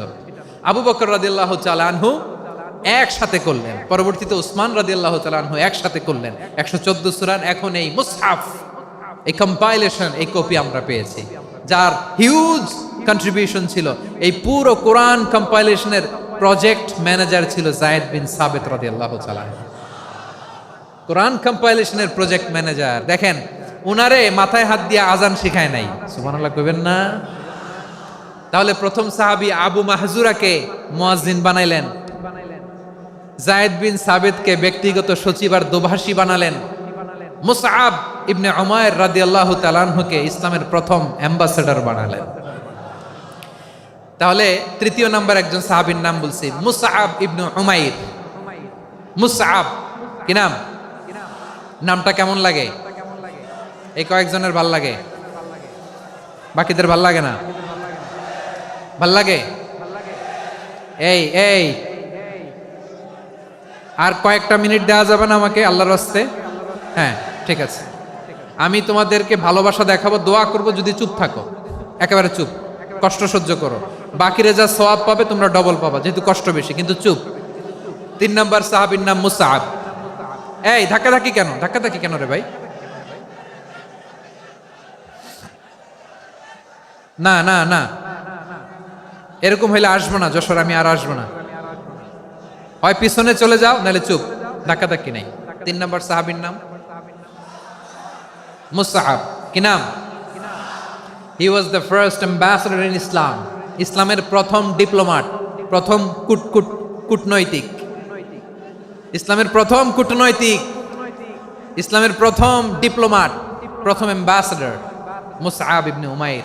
মক্কার তরুণ যুবক, উনি পারফিউম লাগাইলে মানুষ দেখলেই বুঝতো এটা মুসআব লাগাইছে। এমন ড্যাশিং ফেসের ছিল, এমন স্মার্ট ড্যাশিং ফেস, এমন পার্সোনালিটির মানুষ ছিল মুসআব রাদিয়াল্লাহু তাআলা আনহু। কারণ যিনি ইসলামের স্পোকম্যান হবেন, মুখপাত্র হবেন, তার স্মার্ট হওয়ার দরকার আছে না নাই? আকাবার প্রথম শপথ যখন হলো, তাদের সাথে বিষ্ণু ইসা ইসলাম মদিনাতে একজন মুখপাত্র পাঠালেন, ডিপ্লোমাটকে পাঠালেন, অ্যাম্বাসেডর অফ ইসলাম। তিনি হচ্ছেন মুসআব ইবনে উমাইর। পড়েন সুবহানাল্লাহ। বিশ্বনবী দেখলেন সে অনেক স্মার্ট, তার ডেডিকেশন আছে, সিনসিয়ারিটি আছে, এবং মদিনায় যে আউস খাজরাজ গোত্রের নেতাদের সাথে ডিল করতে হবে, ইহুদিদের সাথে ডিল করতে হবে, ওখানে একজন পাক্কা জানু খেলোয়াড়ের দরকার আছে না নাই? মুসআব ইবনে উমাইর রাদিয়াল্লাহু তাআলা আনহু, ওনাকে বিষ্ণু ইসা ইসলাম চুজ করলেন। এবং বিষ্ণু ইসা ইসলামের এই চুজিংটা, এই সিলেকশনটা এত সুন্দর ছিল, তিনি মদিনাতে যে বিশ্বনবী আসার আগেই মদিনার জমিনকে তিনি উর্বর করে ফেলছেন। প্রতিটা ঘরে ঘরে কালিমার দাওয়াত তিনি পৌঁছায় দিচ্ছেন। জুমার বিধান নাজিল হয়েছে, কিন্তু মক্কায় পরিবেশ নাই জুমা পালনের। বিষ্ণু ইসা ইসলাম একজনকে দিয়ে খবর পাঠালেন, যাও মদিনায় মুসাবকে যে বলো, মুসাব তো আমার শিক্ষক, আমার স্পোকম্যান, মদিনাতে যেন তারা জুমা কায়েম করে। বিশ্বনবীর আগেই মুসআব মদিনার মুসলিমদেরকে নিয়ে মদিনায় প্রথম জুমা কায়েম করে ফেলছে। কোন সুবহানাল্লাহ। ডিপ্লোমাটদের কেমন হইতে হয়, অ্যাম্বাসেডারের কেমন হইতে হয়, মুসআব রাদিয়াল্লাহু তাআলা আনহুর কাছ থেকে শিখে নাও। মুসআব নামটা কেমন লাগে? যশোর যাদের সন্তান হবে, ছেলে সন্তান, আমার রাস্তায় পাইলে সবাই জিজ্ঞেস করে, হুজুর একটা নাম দেন, আমার ছেলে হবে। যশোরবাসীর জন্য আমি একটা নাম দিয়ে দিলাম, নাম রাখতে হবে মুসআব। কি নাম? নামটা যাদের ভাল লাগে, ছেলে সন্তান অনাগত আসবে, মনে চাইলে নাম রেখে দিবেন মুসআব রাদিয়াল্লাহু তাআলা আনহুর নামে মুসআব। তাহলে মুসআব রাদিয়াল্লাহু তাআলা আনহুকে বিশ্বনবী ল্যাঙ্গুয়েজ শিখান নাই, সফট স্কিল শিখান নাই। যায়েদ রাদিয়াল্লাহু তিনি হিব্রু ল্যাঙ্গুয়েজ শিখেছেন, সুরিয়ানি শিখেছেন, কিন্তু মুসআবকে তিনি বানিয়েছেন the spokesman of Islam, the first diplomat, the ambassador of Islam. সুবহানাল্লাহ পড়বেন না?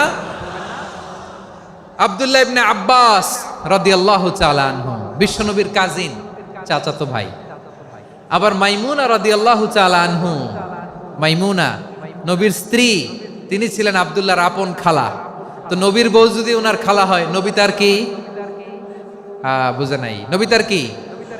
খালু। তাহলে সম্পর্ক অনেক গভীর, কাজিন আবার খালু। ছোট্ট মানুষ, তাই রাতে মাঝে মাঝে ঘরে থাকতো।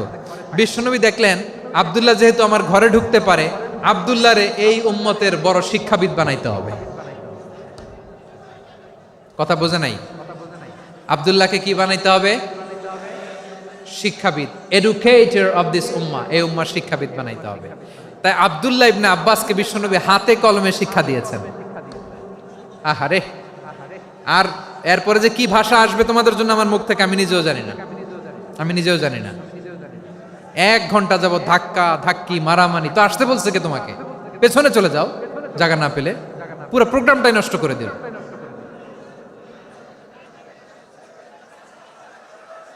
জি, আমার দিকে তাকান, আমি শেষ করে দিচ্ছি। হবে না, ইন্টেলেকচুয়াল আলোচনা এখানে হবে না, আমি বুঝতে পারছি, আমি শেষ করে দিচ্ছি।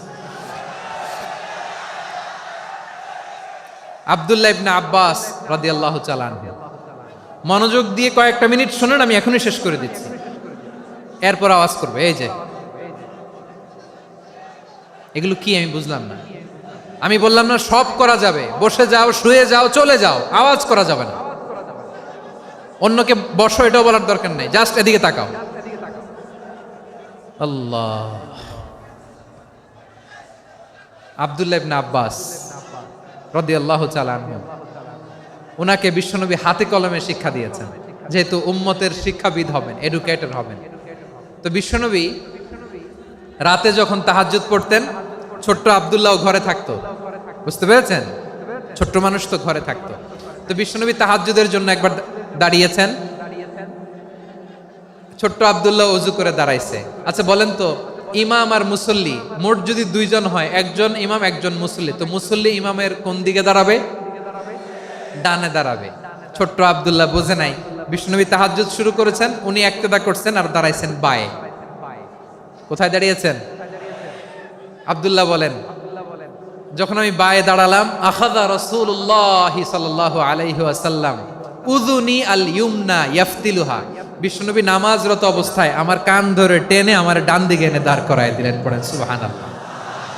দেখেন হাতে কলমে শিক্ষা। আর জীবনে ভুলাবে? কথা কয় না, আর ভুলাবে? আর ভুল হবে না। এভাবে বিশ্বনবীর অনেক সঙ্গ পেয়েছেন, সফর করেছেন, একই বাহনে বসেছেন, এক বাহনে বসে লম্বা নাসিহত করেছেন, বলেছেন ইয়া গোলাম ইহফাজিল্লাহ ইয়াহফাজকা ইহফাজিল্লাহ তাজিদহু তুজাহাক ইযা সাআলতা ফাসআলিল্লাহ ওয়া ইযা ইসতাআনতা ফাসতাইন বিল্লাহ। আল্লাহর বিধান মানো, আল্লাহর বিধান রক্ষা করো, আল্লাহ তোমায় রক্ষা করবে। আব্দুল্লাহ, চাইতে হলে আল্লাহর কাছে চাও, সাহায্য চাইতে হলে আল্লাহর কাছে সাহায্য চাও। মনে রাখো, গোটা বিশ্বের সবাই যদি তোমার সাহায্য করতে চায়, ততটুকুই করতে পারবে যতটুকু আল্লাহ তোমার নসিবে রেখেছে। গোটা বিশ্ব যদি তোমার বিরুদ্ধে ষড়যন্ত্রে দাঁড়িয়ে যায়, ক্ষতি ততটুকু করতে পারবে যতটুকু তোমার জন্য বরাদ্দ আছে, এর বাইরে কিছু করতে পারবে না। আওয়াজ করে বলেন ঠিক কিনা? এভাবে হাতে কলমে শিখিয়েছেন, বিশ্বনবীর সঙ্গ পেয়েছেন। উনাকে বিষ্ণু ইসলাম শিক্ষাবিদ, এডুকেটর অফ দিস উম্মাহ হিসেবে সিলেক্ট করেছেন, হাতে কলমে শিখিয়েছেন। বিশ্বনবী একবার প্রকৃতির ডাকে সাড়া দিয়ে এসেছেন। এখন কি করতে হবে? নামাজের জন্য ওযু করতে হবে।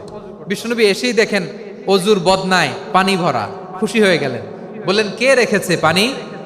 একজন বলল আব্দুল্লাহ রেখেছে। বিশ্বনবী অত্যন্ত খুশি হলেন, খুশি হয়ে একটা দোয়া করলেন, বললেন আল্লাহুম্মা ফাক্কিহু ফিদ্দীন ওয়া আল্লিমহু তা'ওয়ীল। আল্লাহ, তুমি আব্দুল্লাহকে দ্বীনের বুঝ দিও আর কোরআনের তাফসীর শিক্ষা দিও। বিশ্বনবীর এই দোয়া এমন লাগছে, উনি রাইসুল মুফাসসিরিন, এই পৃথিবীতে যত মুফাসসির ছিল, যত মুফাসসির আসবে, সকল মুফাসসিরের সম্রাট হিসেবে স্বীকৃত হয়েছেন আব্দুল্লাহ ইবনে আব্বাস। বিশ্বনবী ওনারে আজান শিখান নাই, বিশ্বনবী ওনারে ল্যাঙ্গুয়েজ শিখান নাই, বিশ্বনবী ওনারে অ্যাম্বাসাডর বানান নাই, হাতে কলমে শিক্ষা দিয়েছেন। ছোট্ট মানুষ, বিশ্বনবী ইন্তেকাল করলেন, আবু বকরের সময় গেল, ওমরে ফারুকের খেলাফত, তখনও তিনি তরুণ। ওমরে ফারুক রাদিয়াল্লাহু তাআলা আনহু ওনার ক্যাবিনেট মিনিস্ট্রির বৈঠকে এই আব্দুল্লাহ ইবনে আব্বাসকে পাশ দিয়ে বসায় রাখতেন। বয়স্ক সাহাবারা এটা পছন্দ করতো না, তারা বলতো ঘটনা কি, আব্দুল্লাহর মতো ছেলে নাতি আমাদের আছে, এরা কেন রাখে ওমরে ফারুক? ওমরে ফারুক এটা টের পেলেন, তিনি বুঝতে পারলেন যে ক্যাবিনেট মেম্বাররা এটা পছন্দ করে না, ছোট্ট আব্দুল্লাহরা কেন রাখি, কেন যে রাখি, এটা একদিন বুঝাবো। একদিন মিটিংয়ে তিনি সবাইকে বললেন ইযা জাআ নাসরুল্লাহি ওয়াল ফাতহ। এই আয়াত দ্বারা উদ্দেশ্য কি বলেন তো মুরব্বী সাহাবীরা? এক সাহাবী বলেন এই সূরা দ্বারা উদ্দেশ্য, আল্লাহ বলেছেন আমাদেরকে বিভিন্ন ল্যান্ড, বিভিন্ন এলাকা বিজয় করতে হবে। ওমরে ফারুক বললেন না, হয়নি। আরেকজন বললেন বিজয় হওয়ার পর আমাদের বেশি বেশি আল্লাহর বরত্বের ঘোষণা দিতে হবে, এটা উদ্দেশ্য। ওমরে ফারুক বললেন না, হয় নাই। যারে জিজ্ঞেস করেন কেউ পারে না। সব শেষে বিশ্বনবী ছোট্ট আব্দুল্লাহরে বলেন আব্দুল্লাহ ইদা জাআ নাসরুল্লাহি ওয়াল ফাত, এর দ্বারা উদ্দেশ্য কি বলো তো? ছোট্ট আব্দুল্লাহ বলেন হুয়া আজালু রাসূলিল্লাহ। এই আয়াত দ্বারা বিশ্বনবীর বিদায়কে উদ্দেশ্য নেওয়া হয়েছে। ওমরে ফারুক বললেন হাযা হুয়া, এটাই তো সঠিক উত্তর, এটাই সঠিক তাফসীর এই আয়াতের।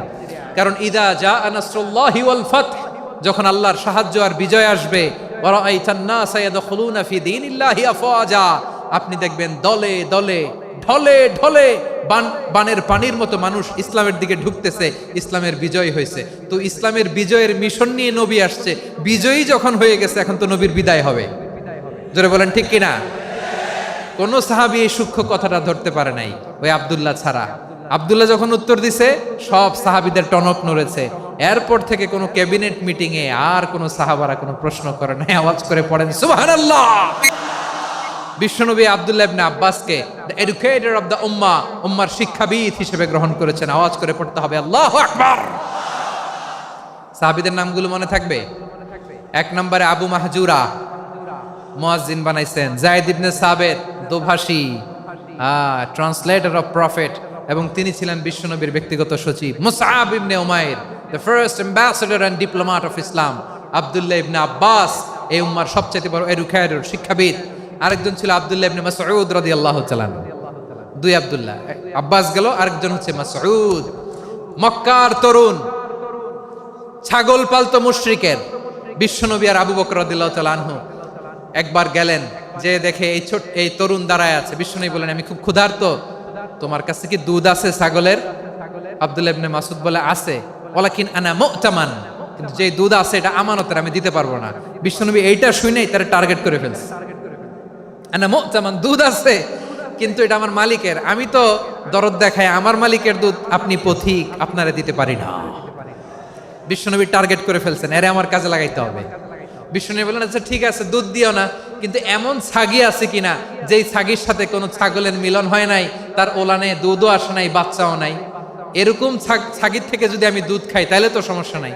বলতেছে, এরকম ছাগির থেকে দুধ খাইলে সমস্যা নাই, কারণ এরকম ছাগির ওলান থেকে দুধ আসবেও না।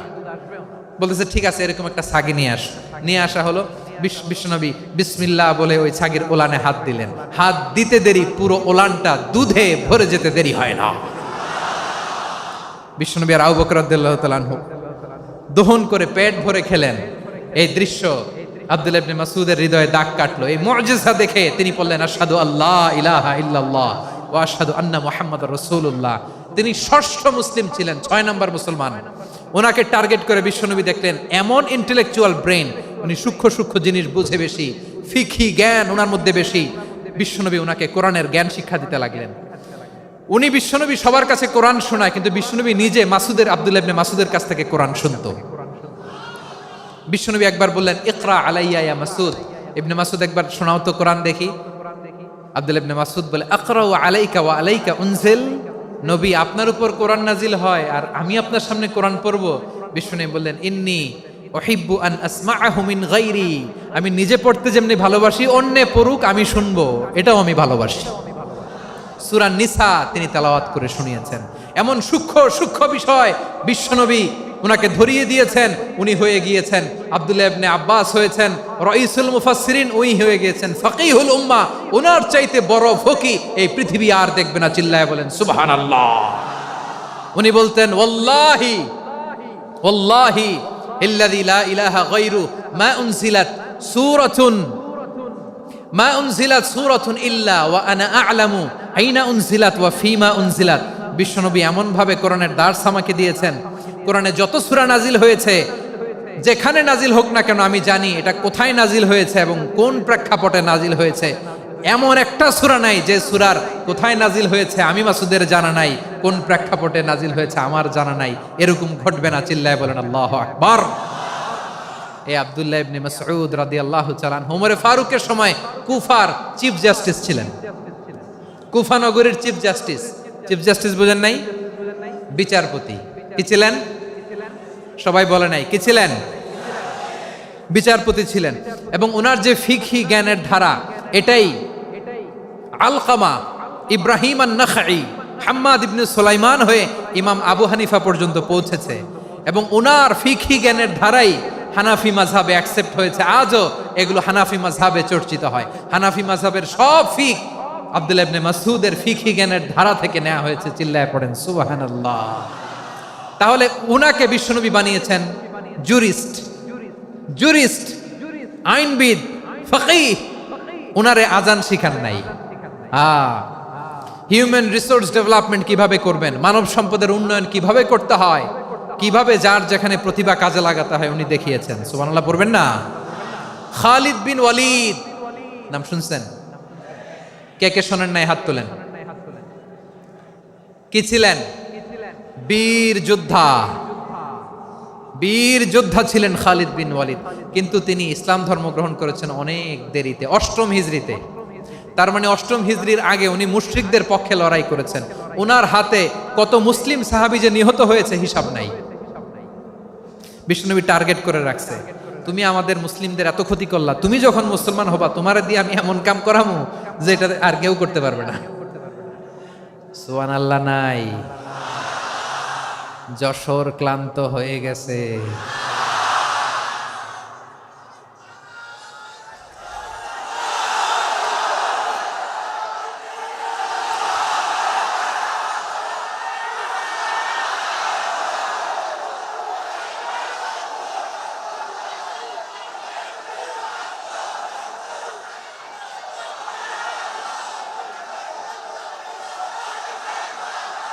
মাশাআল্লাহ, বসুন বসুন বসুন।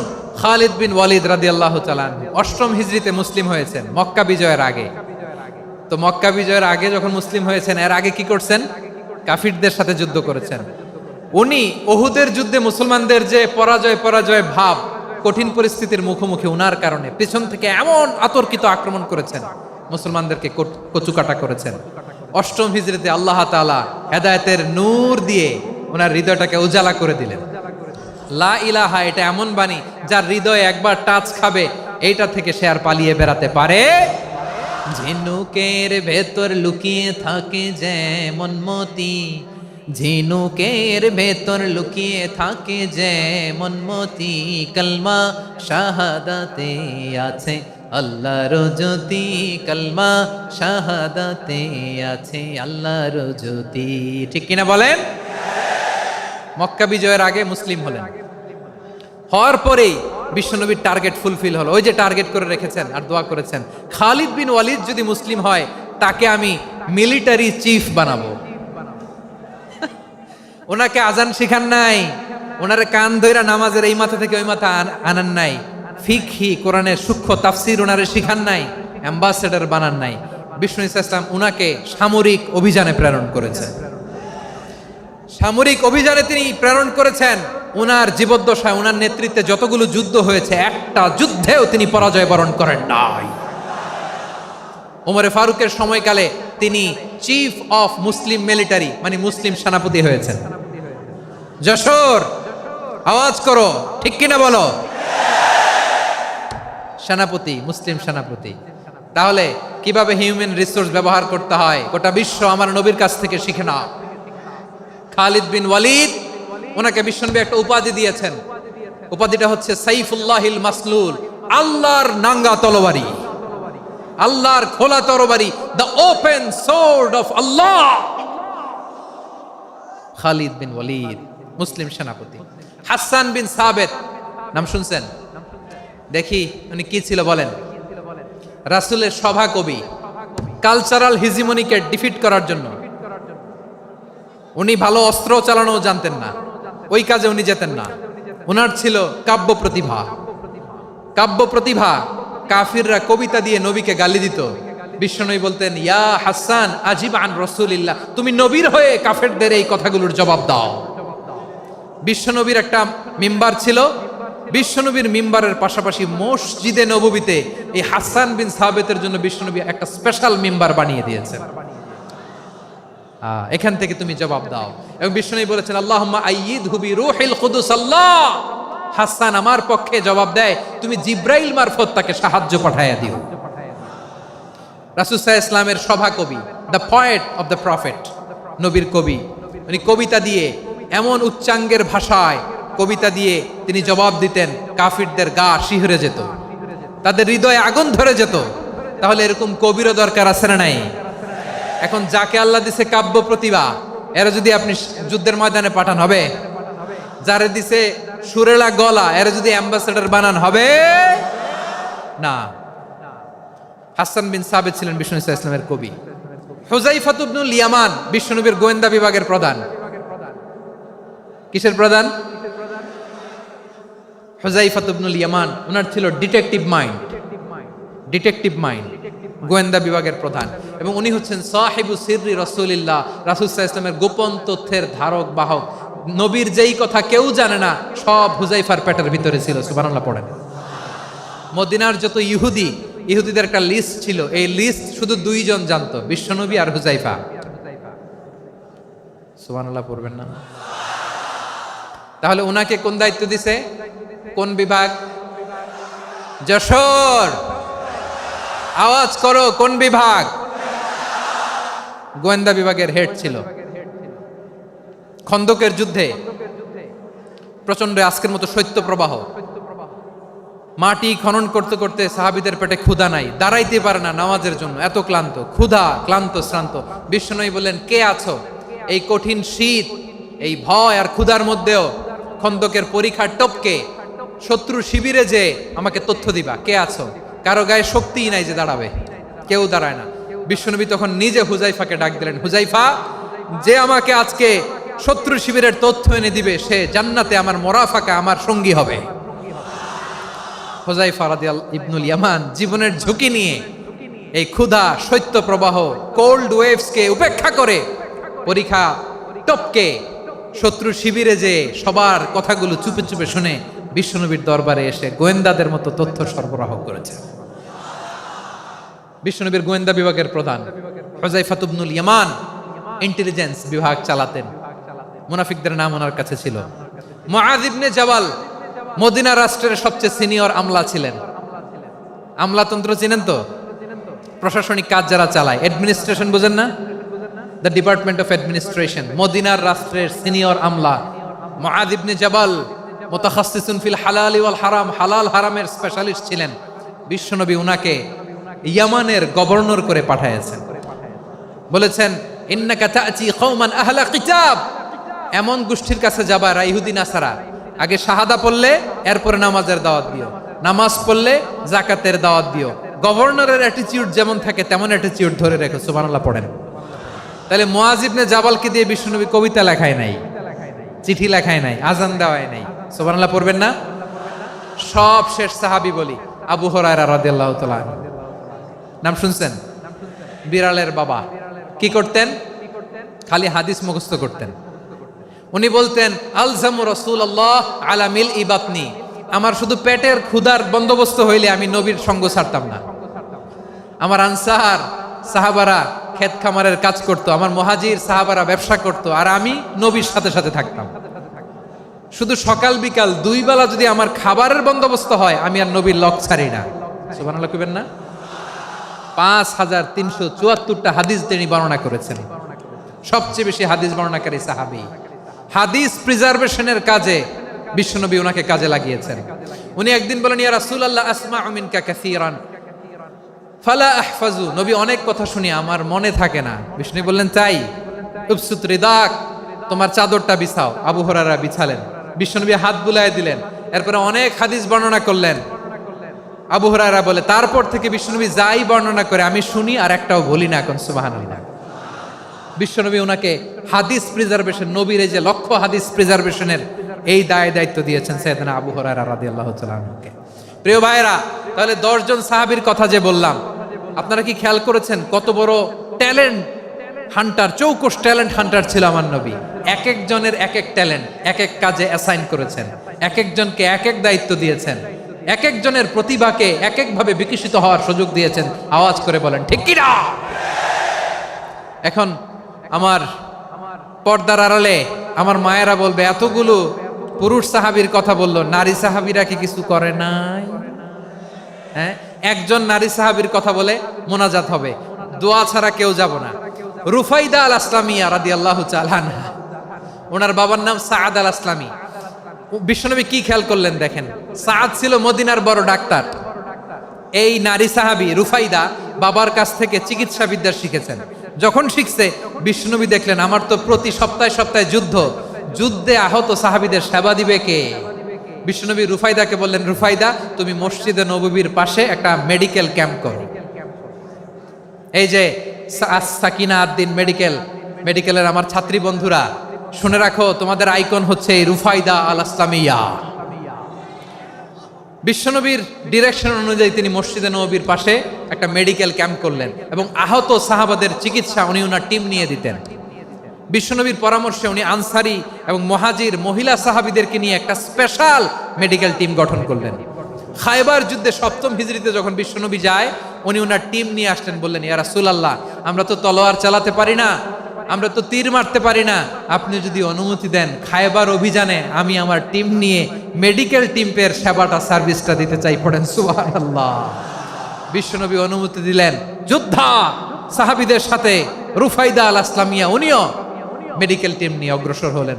খায়বারের প্রতিটা আহত ইনজুর্ড সাহাবী যারা ইনজুরি শিকার হয়েছেন সবাই রুফাইদা আল আসলামিয়ার এই মেডিকেল ক্যাম্প থেকে চিকিৎসা সহায়তা পেয়েছেন। সুবহানাল্লাহ পড়েন। দেখেন কিভাবে বিশ্বনবী ট্যালেন্ট বাছাই করতেন। আপনি অবাক হবেন, বাহরাইনের মেডিকেল ইউনিভার্সিটিতে রুফাইদা আল আসলামিয়া মেডিকেল প্রাইজ অ্যাওয়ার্ড প্রতি বছর দেয়া হয়। যদি 8 দিনের এই মেডিকেল আমার বোনেরা যদি জেনে থাকো জানো, না হলে নতুন করে জানো, সার্চ দিও রুফাইদা আল আসলামিয়া মেডিকেল অ্যাওয়ার্ড বাহরাইনের ইউনিভার্সিটিতে দেয়া হয়। প্রিয় ভাইয়েরা, তাহলে আলোচনার সামারি আমরা করি। বিশ্বনবী যার যেখানে ট্যালেন্ট তাকে ওইখানে কাজে লাগাতেন। আওয়াজ করে বলেন ঠিক কিনা? এবার একটা ইন্টারভিউ হবে, আওয়াজ করে বলেন, আবু মাহজুরাকে বিশ্বনবী কি বানাইছেন? হ্যাঁ, ভুলে গেছেন? সামনের চুলে হাত দিয়ে বিশ্বনবী কি সুন্দর গলায় আজান শিখালেন। মুয়াজ্জিন। যায়েদ বিন সাবিতকে একাডেমিক প্রজেক্টের দায়িত্ব দিয়েছেন, তিনি ছিলেন বিশ্বনবীর দোভাষী ব্যক্তিগত সচিব। Musab ibn Umair, the first ambassador of Islam. Abdullah ibn Abbas, উম্মার বড় শিক্ষাবিদ মুফাসসির। আব্দুল্লাহ ইবনে মাসউদ, আব্দুল্লাহ ইবনে মাসউদ ছিলেন জুরিস্ট। কি ছিলেন? জুরিস্ট ছিলেন, এই উম্মার সবচেয়ে বড় জুরিস্ট। খালিদ বিন ওয়ালিদ, সেনাপ্রধান। হাসান বিন সাবিত, হাসান বিন সাবিত ছিলেন বিশ্বনবীর সভাকবি। কি ছিলেন? বিশ্বনবীর সভাকবি ছিলেন। এরপরে হুযায়ফা ইবনুল ইয়ামান কি ছিলেন? গোয়েন্দা বিভাগের প্রধান। মুআয ইবনে জাবাল কি ছিলেন? সিনিয়র আমলা, ইয়ামানের গভর্নর। আবু হুরায়রা রাদিয়াল্লাহু তাআলা আনহু হাদিস প্রিজার্ভেশনের কাজ করেছেন। আর আমাদের রুফাইদা আল আসলামিয়া রাদিয়াল্লাহু তাআলা আনহা কি ছিলেন? নার্স ছিলেন। নার্স হয়ে মেডিকেল সেবা দিয়েছেন। প্রিয় ভাইয়েরা, পুরো আলোচনার যদি সামারি করি তাহলে বিশ্বনবী যেভাবে হিউম্যান রিসোর্সকে ম্যানেজ করেছেন, যার যেখানে প্রতিভা কাজে লাগিয়েছেন, আমরাও যদি করি আমাদের বাংলাদেশের চিত্র আমরা পাল্টে যেতে পারবো। আমরা শুরুতে শুনেছি মানুষের আছে অসীম সম্ভাবনা, প্রতিটা মানুষ অনন্য, যত্ন নিলে, যথাযথ পরিচর্যা করলে মানুষ বিশ্ব জয় করতে পারে। ঠিক কিনা? আমাদের হাফেজে কোরআনের সামনে দাঁড়াতে পারে এমন কোন হাফেজে কোরআন আল্লাহর জমিনে জন্ম হয় নাই। গোটা বিশ্ব কাঁপিয়ে তারা সেরা। আমাদের ক্রিকেটাররা সেরা, আমাদের তৈরি পোশাক শিল্প সেরা। এরকম অনেক অনেক সেরা জিনিস আছে, আমরা এগুলোরে নার্চারিং করতে পারি নাই, পরিচর্যা করতে পারি নাই, সঠিক তারবিয়াতের অভাব। তাহলে মানুষের অসীম সম্ভাবনাকে কাজে লাগাতে হবে। ঠিক কিনা বলেন? ইউনুস গভর্নমেন্টকে আমি বলবো, অল্প সময়ের জন্য আপনারা এসেছেন, সংস্কারও করতে হবে, আবার নির্বাচনও করতে হবে। সব সংস্কার হয়তো করতে পারবেন না, যতটুকু পারবেন এর মধ্যে আমাদের যে হিউজ ম্যান পাওয়ার, আমাদের যে মানব সম্পদ, হিউম্যান রিসোর্স, এটাকে ডেভেলপ করে আপনাদের যেতে হবে। যেটা পারবেন না সেটাকে পরবর্তী নির্বাচিত গভর্নমেন্টের কাছে রেখে যেতে হবে, যে তারা যেন করে, তাদের কাছে আপনারা এটা রেখে যাবেন। তাহলে মানুষ চাইলে বিশ্ব জয় করতে পারে। আর মানুষকে হারাতে পারে কেউ? জোরে বলো যশোর, মানুষকে হারাতে পারে কেউ? আল্লাহ আমাদেরকে জনসংখ্যা দিয়েছেন। প্রিয় ভাইয়েরা, এই জনসংখ্যা অনেক বড় সম্পদ, এটা আমাদের জন্য অভিশাপ নয়, আশীর্বাদ। আমাদের জনসংখ্যাকে যদি আমরা জনশক্তিতে রূপান্তর করতে পারি, আজকে বাংলাদেশ যে অবস্থানে দাঁড়িয়ে আছে, বাংলাদেশ তার 20 গুণ উন্নতির শিখরে চলে যাবে। চিল্লায় বলো ঠিক কিনা? আমাদের শ্রমিক ভাইয়েরা বাইরে কাজ করে, আমাদের শ্রমজীবী ভাইয়েরা, প্রবাসীরা, তাদের ব্যাপারে গুরুত্ব দিতে হবে। আমাদের শ্রমের দাম সবচেয়ে কম, সবচেয়ে কম। তারা এম্বাসিতে গুরুত্ব পায় না, এয়ারপোর্টে গুরুত্ব পায় না। এই সরকার অবশ্য তাদেরকে অনেক গুরুত্ব দিচ্ছে। আমাদের অদক্ষ শ্রমিককে যখন আমরা দুবাই পাঠাই অল্প বেতন পায়, কিন্তু ইন্ডিয়ানরা দক্ষ শ্রমিক পাঠাইলে তার 3 গুণ বেতন পায়। আমরা আমাদের শ্রমিকদেরকে অদক্ষভাবে আর পাঠাতে চাই না, দক্ষ শ্রমিক পাঠিয়ে আমরা রেমিটেন্সের বন্যা বইয়ে দেব। আমাদের শ্রমিকদের পাঠানো রেমিটেন্সের টাকায় সচল থাকে আমার দেশের অর্থনীতির চাকা। তাদেরকে সবচেয়ে গুরুত্ব দিতে হবে। আমরা পেয়েছি ফ্রিডম ফাইটার, মুক্তিযোদ্ধা, আর আমার প্রবাসী ভাইরা হচ্ছে রেমিটেন্স ফাইটার। জোরে বলো ঠিক কিনা? তাহলে আমাদের এই জনশক্তিকে জনসম্পদে ট্রান্সফর্ম করতে হবে, ঠিক কিনা বলেন? সরকার জনগণকে এভাবে পলিশ করতে হবে। মা বাবারা ছেলে মেয়েদের মধ্যে কার কোন যোগ্যতা তাকে ওইভাবে কাজে লাগাতে হবে। সবার এ প্লাস পাওয়ার কোনো দরকার নাই। আমাদের দেশে একটা টেন্ডেন্সি আছে, পরীক্ষায় এ প্লাস না পাইলে কই তুই কি করলি, পাশের বাড়ির ছেলে এ প্লাস পাইছে, যা ওর পা ধোয়া পানি খা। কি খা? তা আমি ভাবছি যে পা ধোয়া, এ প্লাস পাওয়া ছেলেদের পা ধোয়া পানির একটা পানির ব্র্যান্ড বানাইতে হবে। এরকম লেখা থাকবে, এ প্লাস পাওয়া ছেলেদের পা ধোয়া পানি। খাওয়া নাই, এগুলার খাওয়া নাই। ওরে আল্লাহ এ প্লাস পাওয়ার জন্য বানাইছে, আর আপনার ছেলেকে এই এ প্লাস গুলারে নিয়ন্ত্রণ করার জন্য আল্লাহ বানাইছে। ওকে দিয়ে আল্লাহ কি করবে আপনি জানেনই না। একটা এ প্লাস, একটা এ গ্রেড একটা মানুষের জীবনকে ঠিক করে দিতে পারে না। আপনার ছেলেকে আল্লাহ অন্যদিকে যোগ্যতা দিয়েছে। ওদের মনোবল ভাঙবেন না, খবরদার, খবরদার। ছেলে মেয়েদের মনোবল ভাঙবেন না। যাকে দিয়ে যেটা হবে তাকে দিয়ে সেটা করতে হবে, তার প্রতিভাকে সেভাবে কাজে লাগাতে হবে। তাহলে বাংলাদেশ, আমাদের এই জনসংখ্যা জনসম্পদে রূপান্তরিত হবে। আমাদের সরকারের তত্ত্বাবধানে আমাদের 18 কোটি জনগণ দক্ষ জনশক্তিতে রূপান্তরিত হোক। আমরা চাই কি চাই না? আমরা ভালো মানুষ, শ্রেষ্ঠ মানুষ হতে চাই কি চাই না? ওই জাপানিজদের মতো সৎ, ওই ইউরোপিয়ানদের মতো কালচার্ড। আমাদেরকে আল্লাহ তাআলা কোরআন সুন্নাহ অনেক কিছু দিয়েছেন। যেহেতু বর্তমানে আমরা দেখছি তারা সৎ, তাদের মধ্যে ভ্যালিউ আছে, সেগুলো আমাদের মধ্যে আনার দরকার আছে না নাই? আর ইসলাম দিয়ে আমাদের জীবনকে সাজাতে হবে, ইসলাম দিয়ে আমার পরিবারকে সাজাতে হবে। ইসলাম থেকে, কোরআন থেকে প্রেসক্রিপশন না নিলে জীবন সুন্দর হবে না। কোরআন থেকে প্রেসক্রিপশন না নিলে সমাজ সুন্দর হবে না। কোরআনের প্রেসক্রিপশন না মানলে রাষ্ট্র সুন্দর হবে না। কোরআনের প্রেসক্রিপশন অ্যাপ্লাই না করলে শুধু দুর্নীতি দমন কমিশন দিয়ে দুর্নীতি বন্ধ করা যাবে না। এজন্য কোরআনের আইন আমরা চাই কি চাই না? প্রিয় ভাইয়েরা, হিউম্যান রিসোর্স ডেভেলপমেন্ট, মানব সম্পদের উন্নয়ন, আমাদের সরকার যেন এদিকে নজর দেয়। আমরা যেন এই ব্যাপারে যত্নবান হয়ে উঠি। যাকে আল্লাহ যে যোগ্যতা দিয়েছে, এই যোগ্যতা দিয়ে আমরা যেন ইসলামের জন্য, দেশের জন্য কাজ করি। আমরা যেন আমাদের স্কিল ডেভেলপ করি, আমাদের পটেনশিয়ালকে ডেভেলপ করি। মোরালিটি, ভ্যালিউজ নিয়ে শায়েখ আহমদুল্লাহ আলোচনা করেছেন। এগুলো দিয়ে যেন আমরা আমাদেরকে সাজাই। আল্লাহ তাআলা আমাদের দেশকে তুমি নিরাপদ করো, আমরা পড়ি আমিন। আল্লাহ আমার 18 কোটি জনগণকে তুমি জনশক্তিতে রূপান্তরিত করো, আমিন। আল্লাহ আমরা হাতে হাত রেখে, কাঁধে কাঁধ মিলিয়ে ভাইয়ে ভাইয়ে যেন এই দেশকে গড়তে পারি, আল্লাহ তুমি তৌফিক দান করো, আমরা পড়ি আমিন। আমার প্রিয় মহিউদ্দিন ভাই বলেছেন, হুজুর এমন একটা ঘোষণাপত্র দিয়ে যাবেন আজকের এই ঐতিহাসিক যশোরের প্রোগ্রামে, যেটা গোটা বাংলাদেশে মানুষ এটার উপর আমল করে। আমি যে কথাটা বলেছি এটাই, আসুন আমরা আমাদের জনসংখ্যাকে জনসম্পদে ট্রান্সফর্ম করি। আমাদের জনসংখ্যাকে আমরা যেন জনশক্তিতে রূপান্তরিত করি।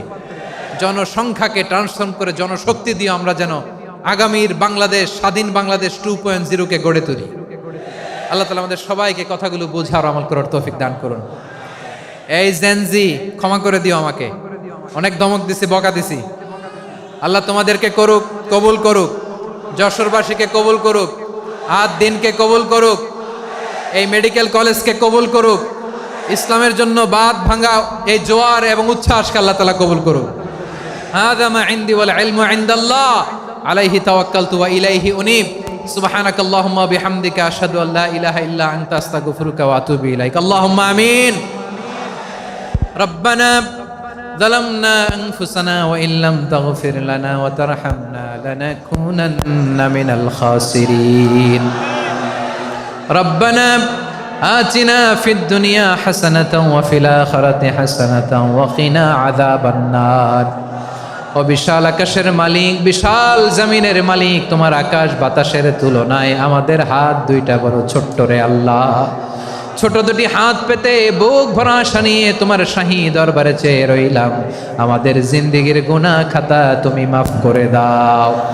আমাদের আব্বা আম্মা দাদা দাদি আত্মীয় স্বজন সবার গুনাহ খাতা তুমি মাফ করে দাও। আমাদের যত